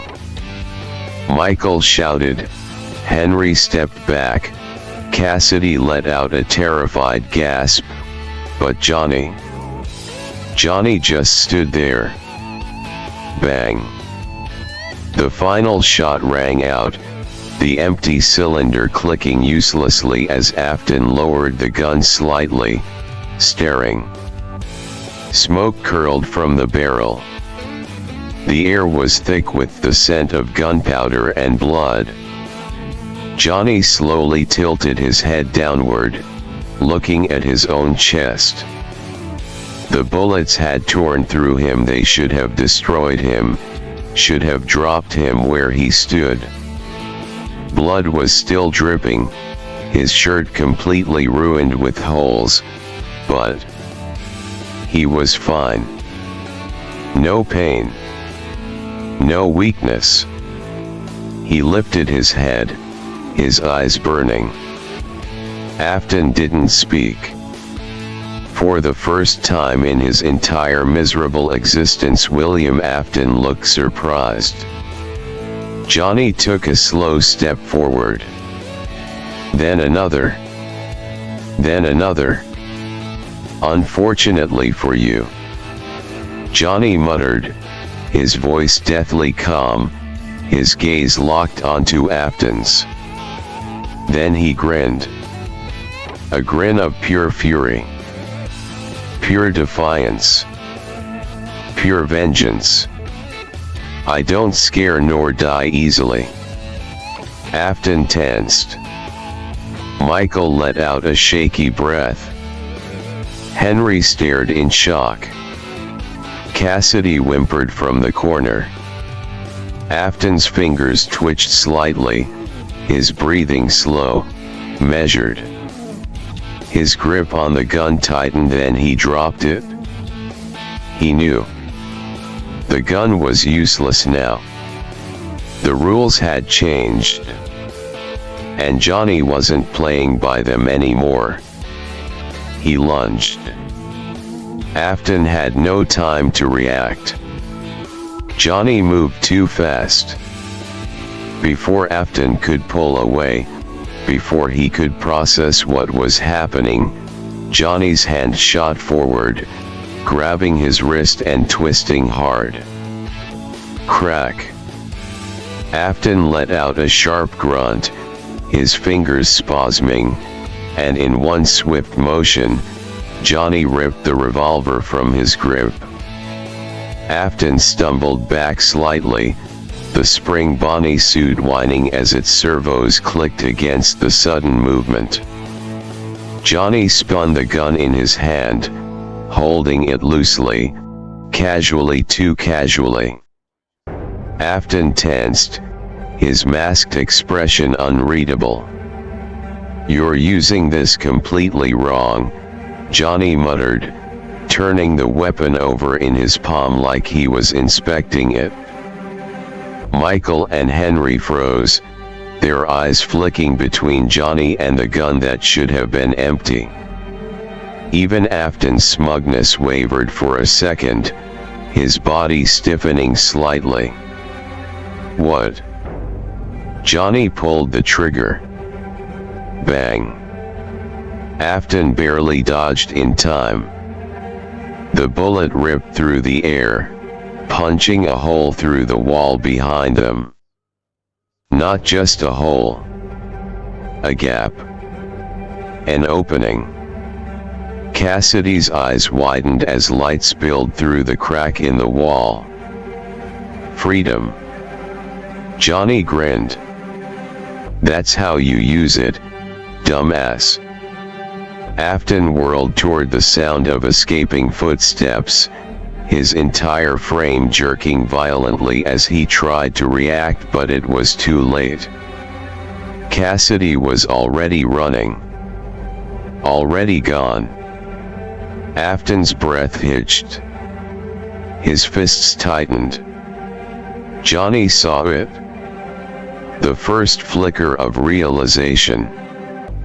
The first crack in the unshakable William Afton.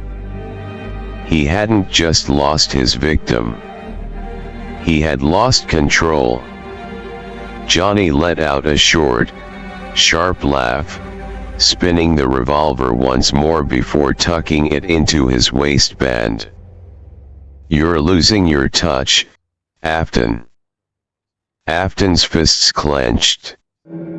The room was silent. Then, Afton lunged, his fist swinging forward in a brutal, mechanical strike. The metallic servos in the spring Bonnie suit whined, the movement unnatural, but powerful. A hit that could have shattered bones, caved in ribs, ended a fight instantly. But Johnny was faster. He ducked just in time, the air whooshing past his head as Afton's massive metal-coated fist slammed into nothing but empty space. Johnny didn't stop moving. He twisted to the side, pivoting with unnatural speed, his reflexes sharper than anything human. The world around him felt slower, like time itself had bent to his will. Afton staggered forward slightly from the missed punch, but quickly recovered, his empty, grinning mask snapping back toward Johnny. Johnny grinned. "Too slow, old man." Afton growled, his body jerking unnaturally as he swung again, this time with more force. Johnny sidestepped effortlessly, weaving around the attack like he had done this 1,000 times before. Another miss. Afton snarled beneath the suit, his patience wearing thin. Johnny could see it now, the slight shake in Afton's hands, the subtle twitch of frustration, the realization that for the first time in his life, he wasn't the one in control.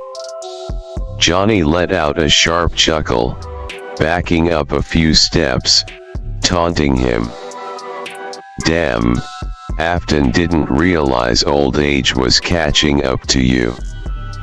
That suit slowing you down?" Afton hissed through gritted teeth. "You little..."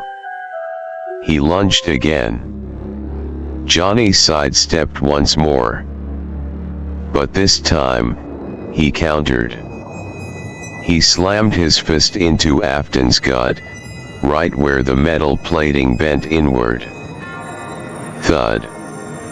Afton staggered back, the suit groaning from the impact. Johnny didn't hesitate. He moved forward, quick, relentless, pressing the advantage. "Not so fun when you're the one getting played, huh?" Johnny taunted, his voice sharp, venomous. "Thought you were untouchable." Afton recovered quickly, straightening, his hollow mask staring down Johnny. But Johnny could see it now. The doubt.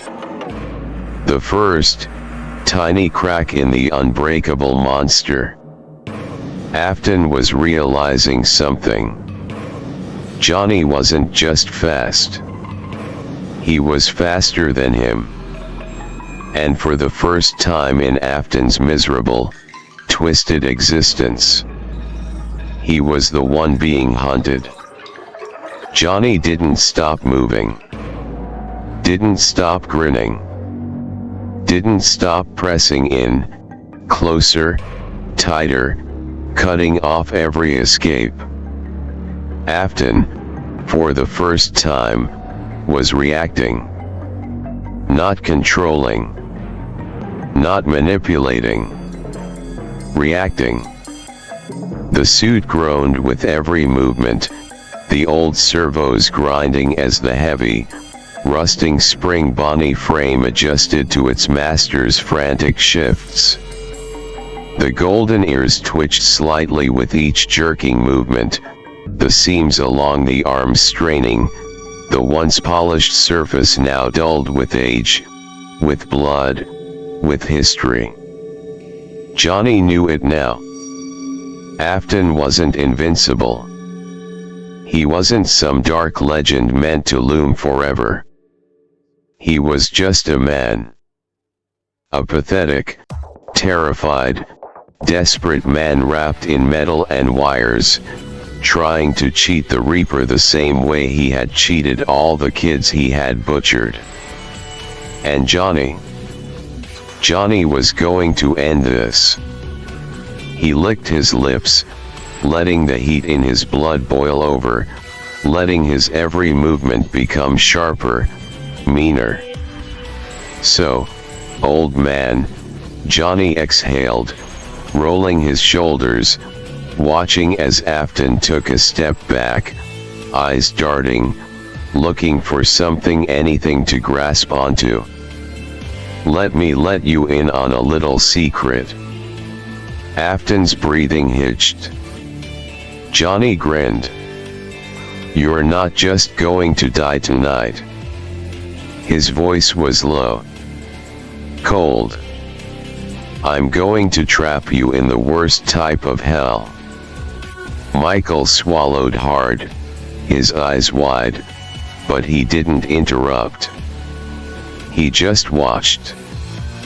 Henry didn't move, his jaw tight, his face blank, but his fists were clenched.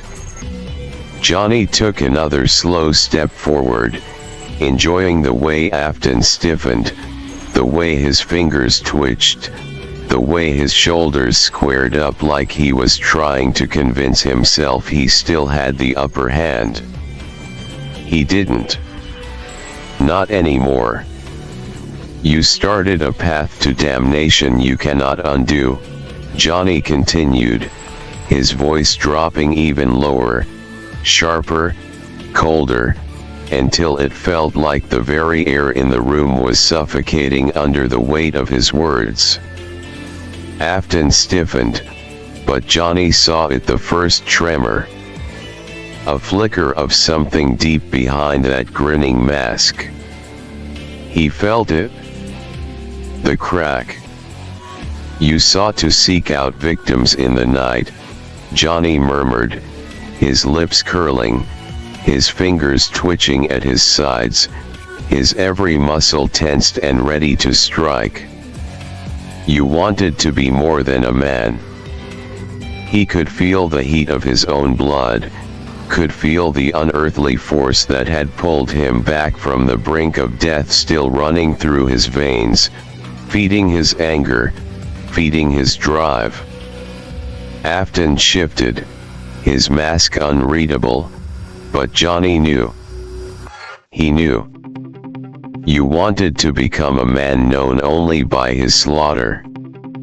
He let the words sink in, let them settle into the darkness of this cursed place, let them wrap around Afton's throat like a noose tightening ever so slightly.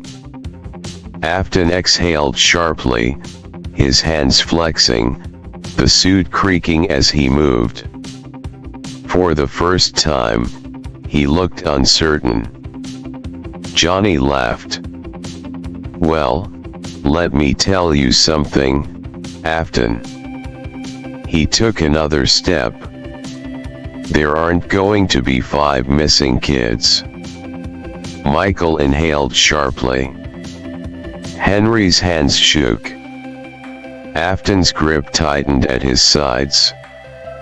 Johnny tilted his head, his breath steady, his eyes burning. There will be no more Evans. Another step. No more Charlies made into victims.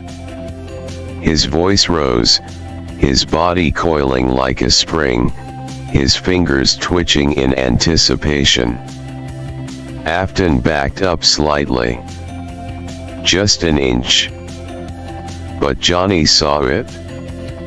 And he grinned. Tell me, you goddamn nightmare. The words came slowly, dripping with venom, echoing through the empty space between them. Are you afraid of the dark yet? Afton tensed. And for one single, perfect moment, Johnny knew. He felt it. The fear. The same fear he had seen in every child Afton had ever lured away into the dark. The same fear Afton had thrived on. Only this time, it wasn't a child staring back at him in helpless terror. It was William Afton. And Johnny was going to drag him straight to hell. Afton snarled, his voice breaking from its usual composed, eerie calm. This wasn't the voice of a man in control. This wasn't the voice of a master manipulator, a calculated killer who had spent decades perfecting his craft. No. This was the voice of a man who was afraid. You damn brat, he bellowed, the servos in the spring Bonnie suit whirring as he clenched his fists. His voice cracked under the weight of his own frustration, his disbelief, his horror. He took a jerky step forward, his mechanical movements faltering as if something deep inside him was starting to break down. How do you know what you know? Johnny's grin widened. Afton's rage built, his voice teetering on the edge of desperation. Who the hell made you this powerful? You're supposed to be dead. Nothing more than an 11-year-old turned into a corpse. Johnny's expression didn't waver. His eyes locked onto Afton's, burning with something far more terrifying than rage certainty. They saved me. Afton flinched. Charlie, an evangelist. Michael's hands twitched at the mention of his brother's name. Henry's breath caught. Johnny took a step forward, his voice steady, his every movement unshaken. They won't let me die. His voice dropped lower, filled with something almost otherworldly. Much like how they won't let you die when I'm done with you. Afton's breathing grew sharper, heavier.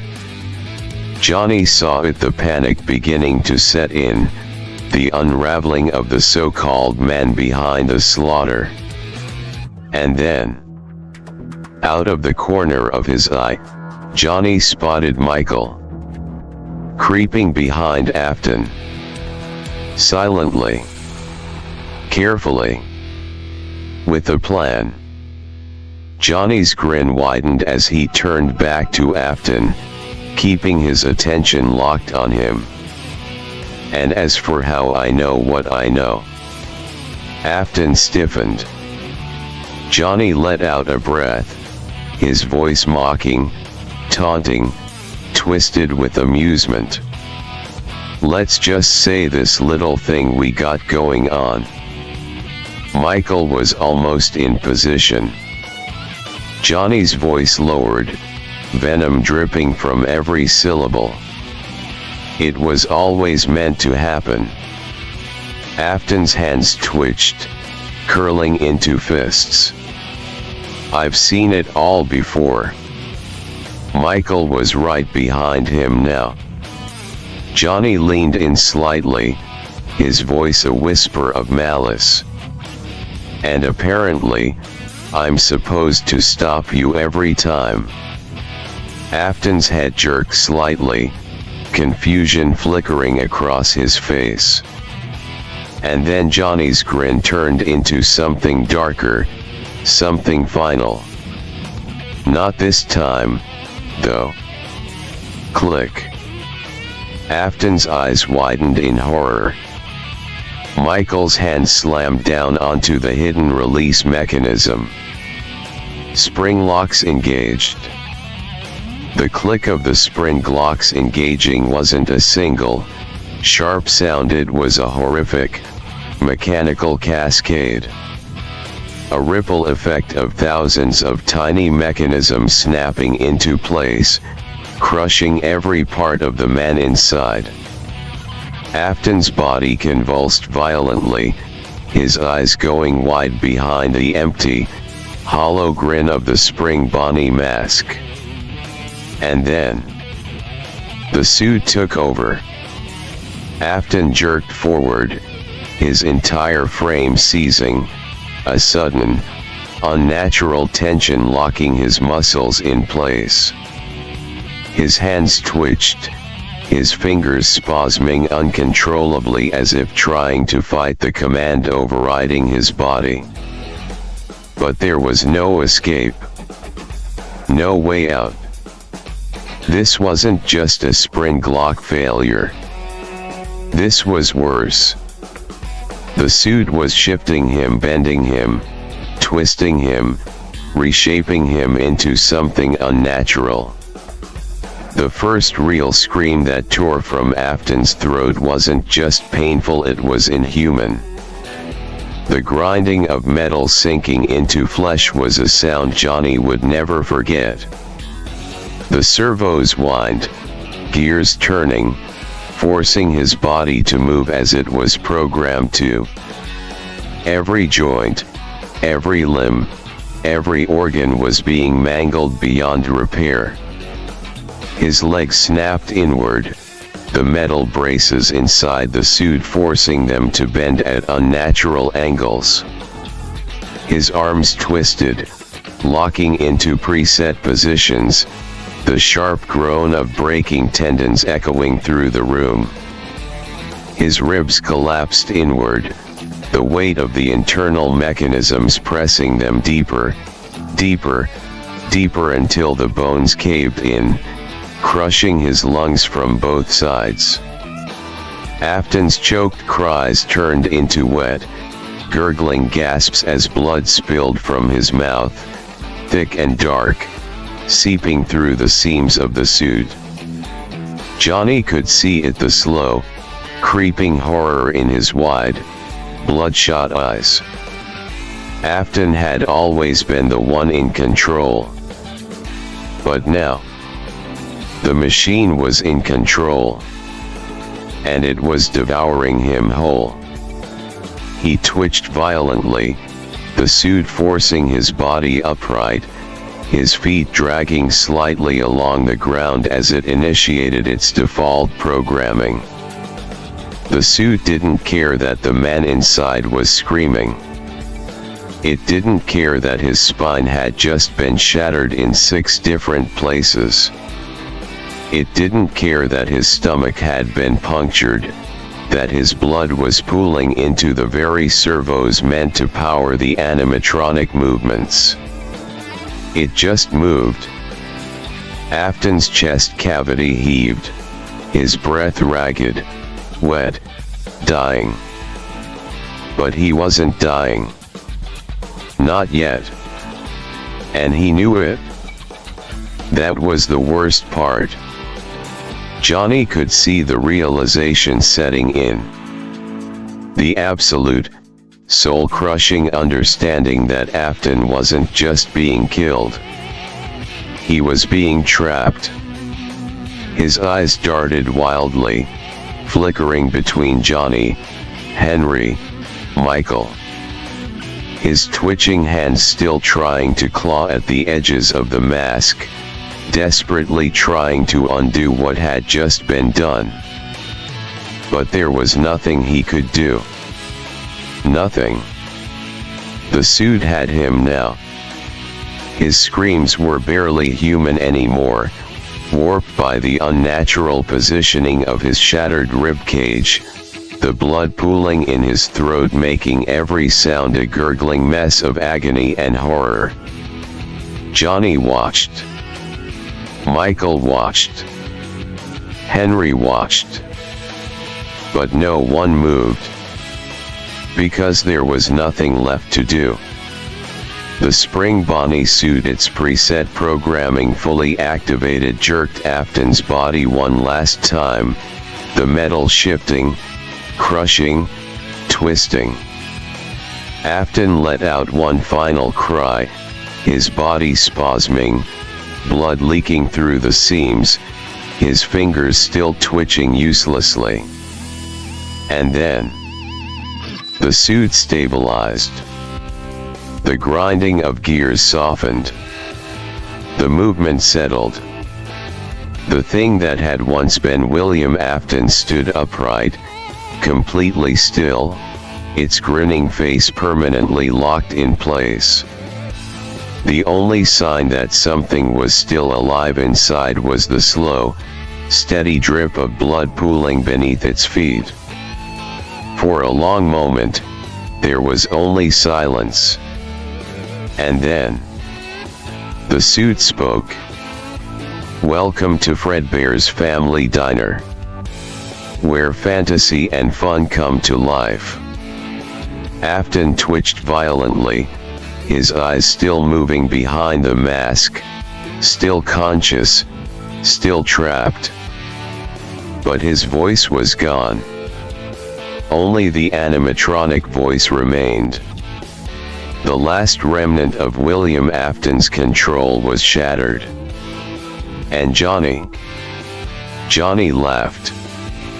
Johnny took a slow step forward, the sound of his boots hitting the blood-stained floor echoing through the dead silence of the room. His eyes never left Afton, or rather, what was left of him. The thing standing before them now wasn't a man anymore. It wasn't William Afton, the business partner. It wasn't William Afton, the father. It wasn't even William Afton, the killer. It was something else. A shambling, twitching husk, held upright only by the cold, unfeeling servos inside that golden prison. The Spring Bonnie mask grinned eternally, its fake, painted unhappiness mocking the horror hidden beneath it. Afton's eyes still moved, barely visible through the hollow sockets of the mask. Still alive. Still conscious. Still suffering. Johnny exhaled slowly, taking another step forward, his face unreadable as he looked up at the monster they had created. "I told you this was the end." Afton's twitching hands barely moved, the fingers still trying futilely to grasp at the edges of the suit, to rip himself free. Johnny tilted his head, his grin twisting into something dark. But not just any end. Afton let out a low, wheezing, gurgling sound, somewhere between a breath and a dying scream. Johnny just smirked. "This is the end of William Afton." Michael let out a shaky exhale from behind him, his face pale, his arms still tense at his sides. Henry hadn't moved, his expression unreadable, his hands still balled into white-knuckled fists. Johnny took another step. Another. Then, standing directly in front of the bleeding animatronic that had once been a man, he leaned in close just enough for Afton to see him, truly see him, through the blood and agony. And then, finally, Johnny whispered, his voice low, smooth, victorious. "I told you this is the end." Springtrap. Afton's entire body spasmed violently. The servos in the suit stuttered, his limbs twitching uncontrollably, the groaning metal creaking against his mutilated body. Johnny pulled back slightly, watching, enjoying the moment as the reality sank in. The name had weight to it. Finality. Like a curse. Like a grave being sealed shut. Afton had lived as a man, but he would die as something else. He would never be William Afton again. Never walk freely. Never kill again. Never escape the body he had once so proudly worn as a disguise. This was his prison now. This was his hell. And he would never leave it. The spring Bonnie suit now Springtrap jerked slightly, its posture locking into place. The voice box word, distorted, broken. And then, in a final, glitching mockery of itself, it spoke. "Welcome to Fredbear's Family Diner, where fantasy and fun come to life." Johnny just grinned wider. Michael swallowed, shaking his head, barely able to process what they had just done. Henry just stared. Johnny took a deep breath, exhaling slow and satisfied. Then, turning away from the twitching, broken creature behind him, he rolled his shoulders and walked toward the door. "Come on, boys." His voice was calm, confident, final. "Let's leave him to rot." The three of them stood outside the building, the cold night air wrapping around them like a silent witness to what they had just done. Freddy's was quiet now. Inside, deep in the shadows of the abandoned pizzeria, Springtrap stood frozen, its lifeless eyes staring ahead, locked in place by the very technology Afton once used to lure children to their doom. But he wasn't alone. Johnny knew that Charlie and Evan, or rather, the puppet and Golden Freddy, would be watching him. They would never let him leave. Not now. Not ever. That was his fate. A lifetime of rotting inside that suit, unable to die, unable to escape, trapped in his own personal hell. It was over. Johnny exhaled, the tension slowly starting to seep out of his body. His muscles ached, his chest burned, and his legs felt weak, but he had survived. Michael stood beside him, his arms crossed, his expression tense, his breath slow. His world had just been shattered and rebuilt in a matter of hours. He had seen his father, his own monster of a father, fall, not as a man, but as a thing. Henry stood with them, his arms loose at his sides, his gaze locked on the dark silhouette of Freddy's, his thoughts hidden behind a distant, unreadable stare. They had done it. They had won. But now, Johnny looked down at his hands still stained with blood, still trembling from the adrenaline. He was only 11. Michael was barely a teenager. And neither of them had anywhere to go. Johnny's mother was gone. Michael could never go back to his house, not after this. They were just two kids standing behind a haunted pizzeria in the dead of night, knowing too much, seeing too much, having lived through something that no one else would ever believe. Johnny clenched his fists, his breath fogging up in the cold air. Then, Henry turned to them. His expression softened, the exhaustion weighing down on his features. He took a slow breath, then nodded. "Come with me." Johnny blinked, looking up at him. "What?" Henry's voice was firm, but kind. "You don't have anywhere else to go." He looked between both of them. "And after what we've just done, I'm not letting you go out there alone." Michael shifted uncomfortably, but there was no argument in his face. He knew Henry was right. Johnny hesitated, looking back at the pizzeria one last time. Inside, behind those walls, Afton would never move freely again. The monsters that watched him would never let him escape. And Johnny had something that Afton would never have again. A chance to keep moving. A chance to live. He turned away, letting the cold night air fill his lungs, feeling the weight of the moment settle over him. Then, he nodded. "All right."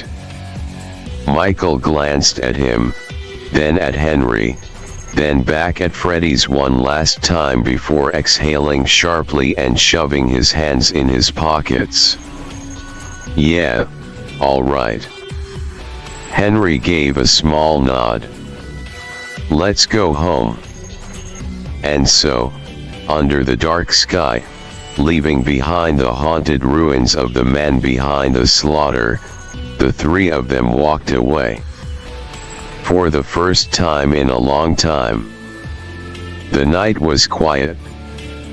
The walk back to Henry's house was silent, except for the occasional shuffle of feet against pavement. None of them spoke, too lost in their own thoughts, too weighed down by the gravity of what they had just done.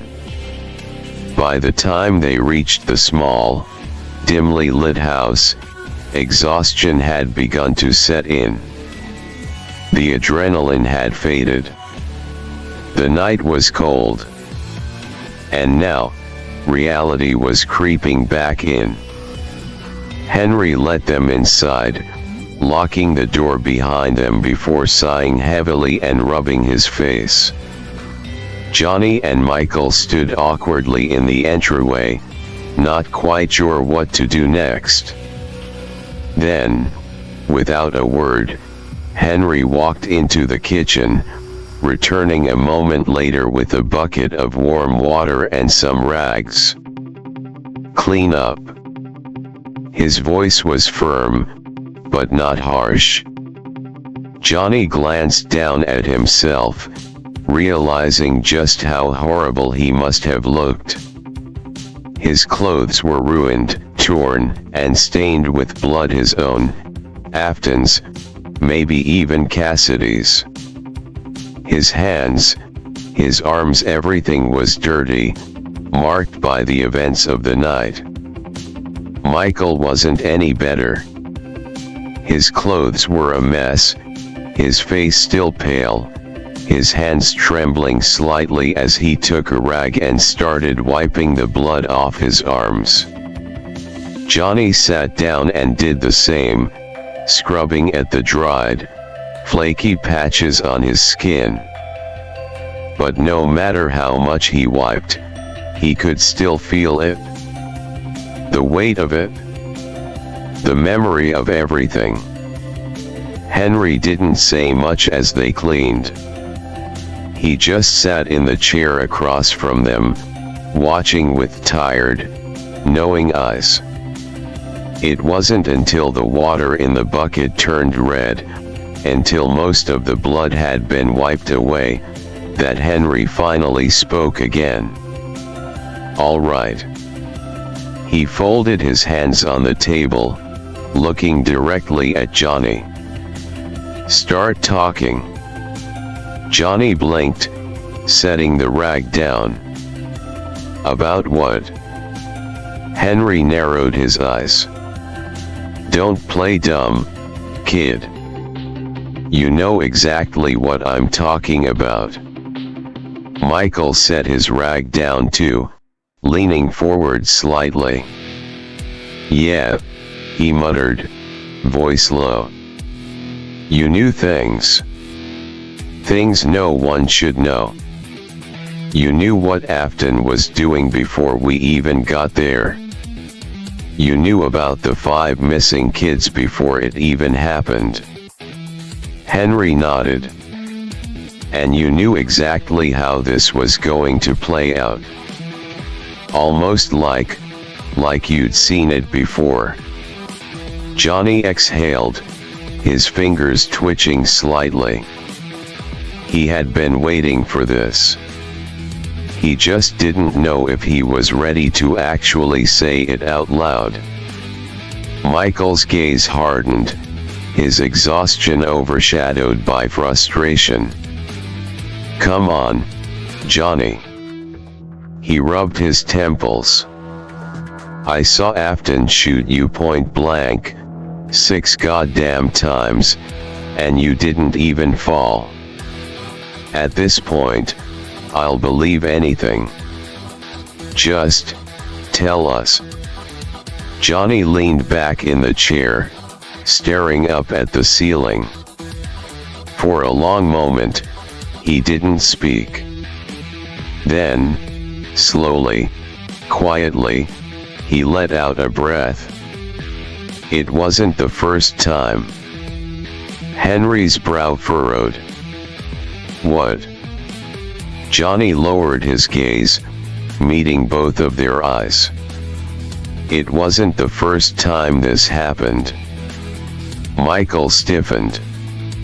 "What the hell does that mean?" Johnny ran a hand through his hair, frustration creeping into his voice. "It means I've seen this before, Michael. All of it. Over and over and over again." Michael's breath hitched slightly, and Henry sat up straighter. "Explain." Johnny clenched his jaw. "It's like... I don't know. It's like I was meant to stop Afton. It's like, this moment, this exact thing," he gestured around the room, "was always going to happen. No matter what I do, no matter how things change, it always comes back to him. Always comes back to stopping him. Michael and Henry stared. Johnny leaned forward now, his voice low, his eyes burning with something unnatural. I've seen it before. Different versions of it. Sometimes it plays out exactly like this. Sometimes it doesn't. But every time, Afton always finds a way to cheat death. And every time he took a deep breath, I have to stop him. Michael's face twisted with confusion and something dangerously close to fear. You're saying this has happened before? Johnny nodded. I think I was meant to stop him. Not just this time, but every time. Henry's face darkened. That's not possible, he muttered, but the way his voice wavered made it clear he wasn't so sure. Johnny laughed bitterly. Henry, I took 6 shots to the chest and walked away. What part of this is possible anymore? Henry exhaled sharply. Michael ran a shaking hand through his hair. Jesus Christ. Johnny leaned back, arms crossed. Yeah, no kidding. Silence.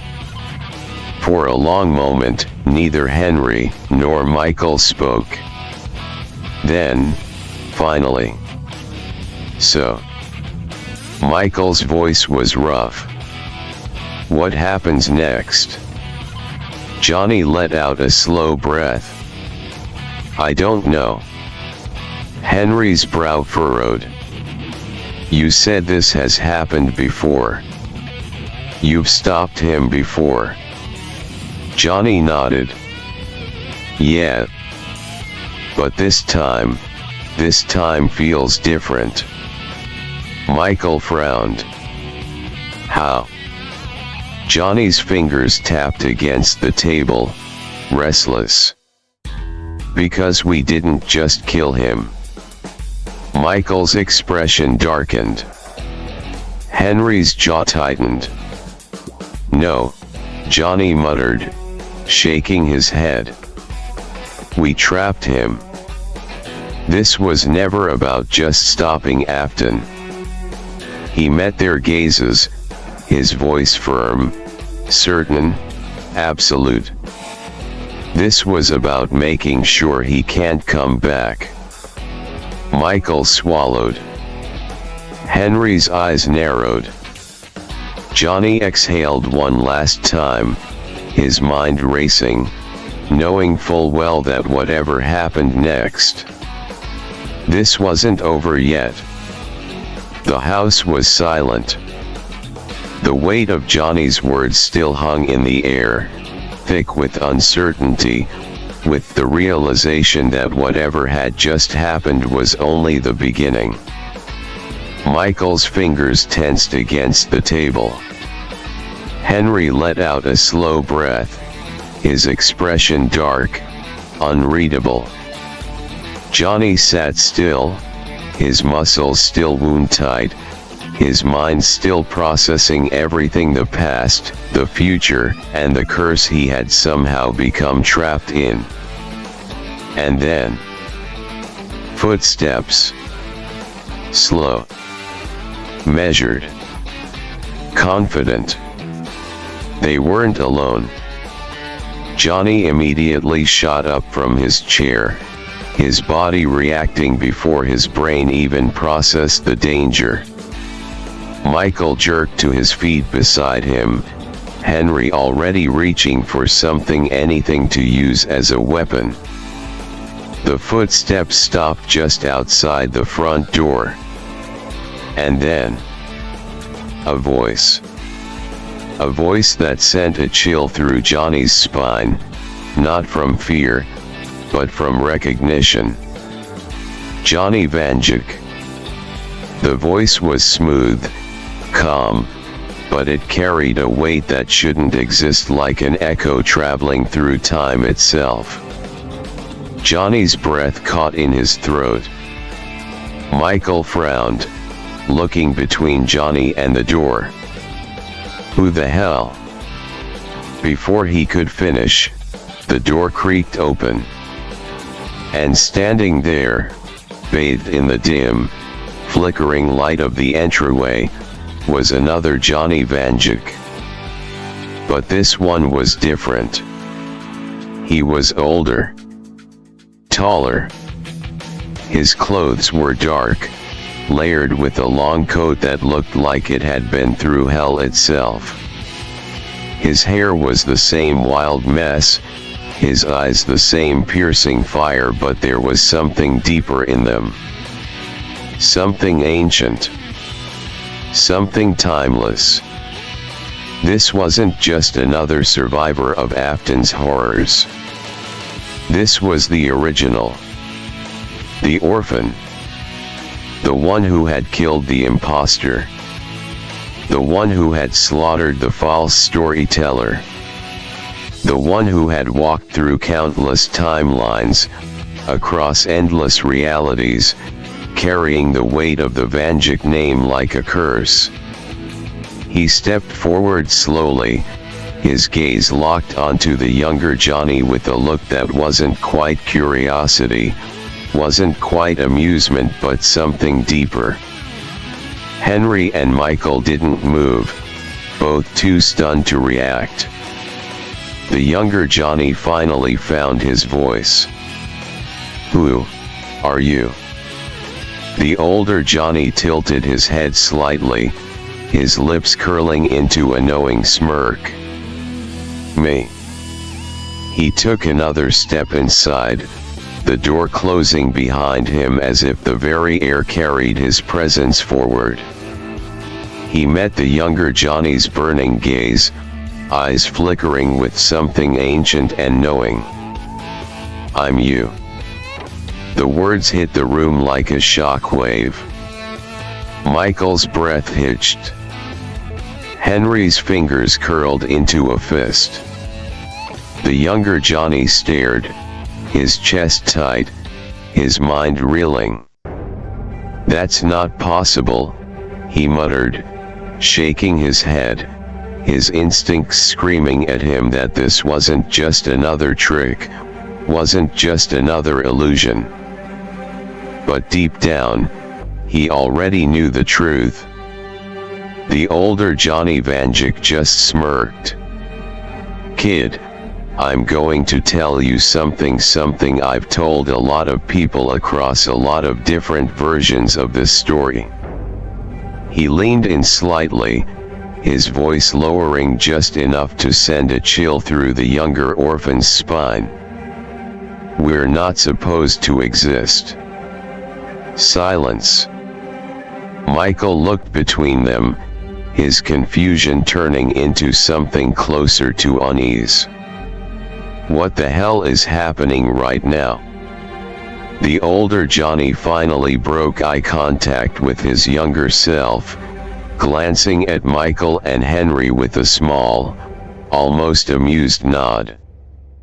A long overdue conversation, that's what. He took another step forward, his coat brushing against the floor as he moved, his expression finally settling into something serious. You want to know why you know what you know? He gestured toward the younger Johnny. Why you've seen this before. Why this has all happened in different ways, in different forms, no matter how much you try to change it. The younger Johnny didn't speak. Didn't move. He just waited. The older orphan let out a slow breath, his fingers twitching slightly, the only sign of emotion breaking through his hardened exterior. Because you're a Vanjik. The words were simple. but they meant everything. Henry furrowed his brows, shifting his stance. What does that mean? The older Johnny tilted his head, glancing at him. It means, Henry, that your friend here isn't just some kid with a grudge against Afton. His eyes flickered back to his younger self, his expression heavy with understanding. He's part of something bigger. Michael crossed his arms. Bigger how? The older Johnny sighed. You ever hear of people being cursed? About entire families being bound to something they never wanted? Michael hesitated, but didn't speak. The older orphan took another step, now standing directly in front of the younger Johnny, looking down at him like a reflection staring into its past. You, Johnny Vanjik, are part of a cycle. His voice was low, firm, carrying the weight of 1,000 lives that shouldn't have existed. The Vanjikis are meant to fix things. To fight back against things that shouldn't be. To stop the people, the monsters that slip through the cracks of reality. He leaned in slightly, his eyes dark. Afton was never just one man in one timeline. He was never just a serial killer in a stupid yellow suit. His fingers twitched. He's been in so many versions of this story. So many different versions of the world. And every time, he smirked slightly, a Vanjik has to put him down. The younger Johnny's breath caught. The realization hit him like a freight train. He wasn't the first. He wouldn't be the last. This fight, this war against monsters like Afton, it wasn't something he had stumbled into. It was something he had been born into. The older Johnny finally straightened, cracking his neck slightly. I know it's a lot to take in, kid. The younger Johnny clenched his fists, his breathing steadying, his mind racing. Then, slowly, a grin spread across his face. Then I guess it's a good thing I don't scare easy. The older Johnny laughed. Good. And just like that, the orphan met the orphan. The room felt smaller now, as if the presence of the older orphan had reshaped reality itself, pulling the walls inward, pressing the air down. Michael and Henry still didn't move, still trying to process what they had just heard, but for Johnny, the weight of those words sank deep. He had always known something was different about him. The visions. The way things felt familiar, even when they had never happened before. The way he had known what Afton was doing before Afton even did it. And now, he had the answer. The Vanjikis weren't just one person. They were a lineage, a repeating anomaly across time itself, born to fight, to stop the horrors that weren't supposed to exist. You're quiet. Johnny blinked, looking up at his older self, who was watching him carefully, arms crossed, eyes calculating. You expected me to start freaking out? Johnny muttered, voice steady despite everything. The older Johnny smirked slightly. Most of the time, yeah. He tilted his head. But you're taking this a little too well. Johnny leaned back in his chair, tapping his fingers against the table, eyes locked onto himself. So let me get this straight. His voice was even, measured. There's more of me. More of us. Different versions, different timelines, different versions of this story. He exhaled sharply, shaking his head slightly. And we all do the same thing? We all just kill monsters. The older orphan shrugged. More or less. He leaned against the counter, hands in his coat pockets. Some of us do it differently. Some of us lose. Some of us. His expression darkened for just a moment, become the thing we were supposed to stop. Henry tensed slightly at that. Michael shifted uncomfortably. Johnny narrowed his eyes.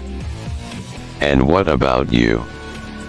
The older Johnny's lips twitched upward, but it wasn't a real smile. I did my job. I killed my monsters. I stopped the ones I had to stop. His piercing gaze flickered back to Johnny. And now, I'm here. Because whether you like it or not, kid, your fight isn't over. Michael let out a sharp breath. We just trapped Afton, he muttered, his frustration leaking through. We literally just spent the entire night making sure that bastard can never leave Freddy's again. What do you mean the fight isn't over? The older Johnny exhaled through his nose. Because Afton isn't the only monster out there. The words were cold, cutting through the air like a knife. Johnny felt a shudder creep up his spine. You mean? The older orphan nodded. Afton is just one name in a very long list of things that were never supposed to exist. The room fell into silence again, heavier than before. Henry rubbed a hand over his face, exhaling slowly. Jesus. Michael scoffed. Great. So we've got more nightmares to deal with. That's just fantastic.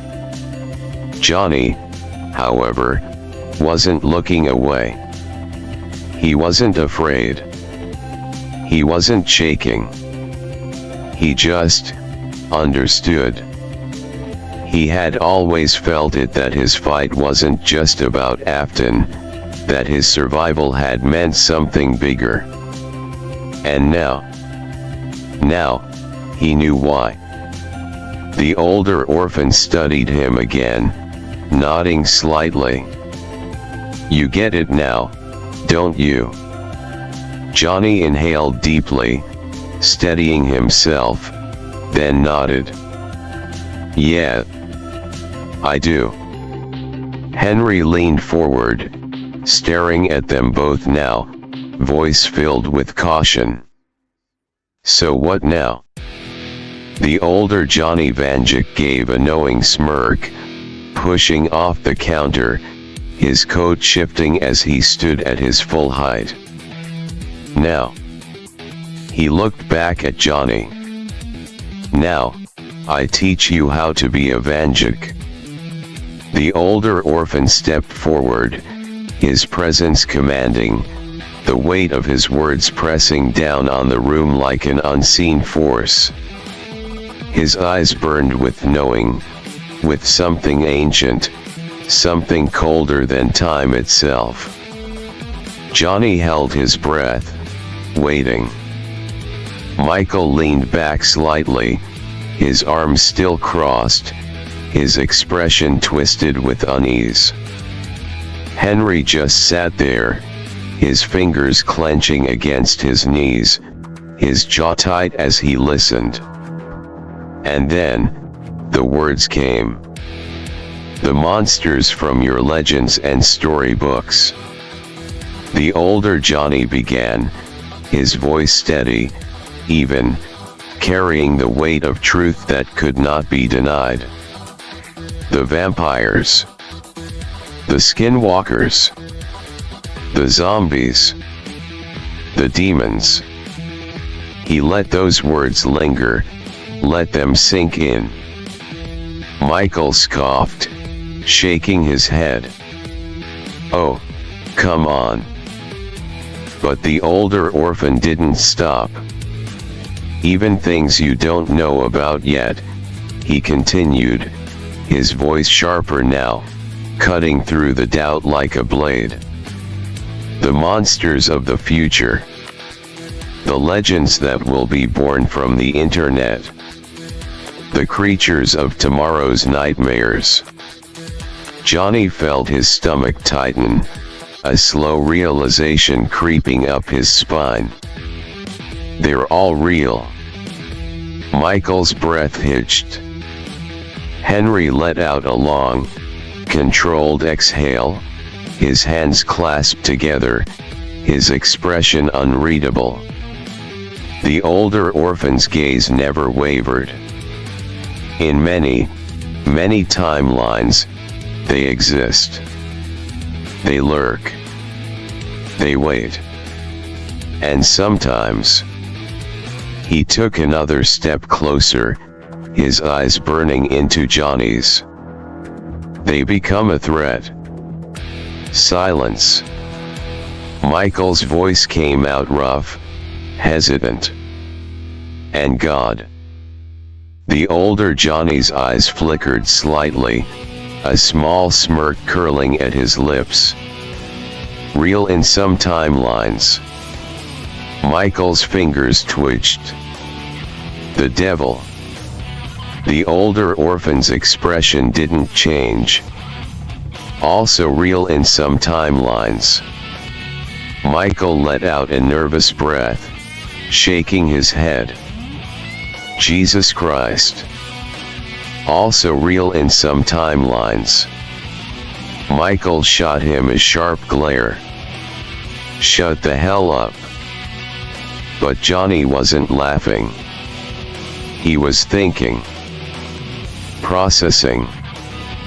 He had always known there was something bigger out there. Something beyond Afton. And now, it was confirmed.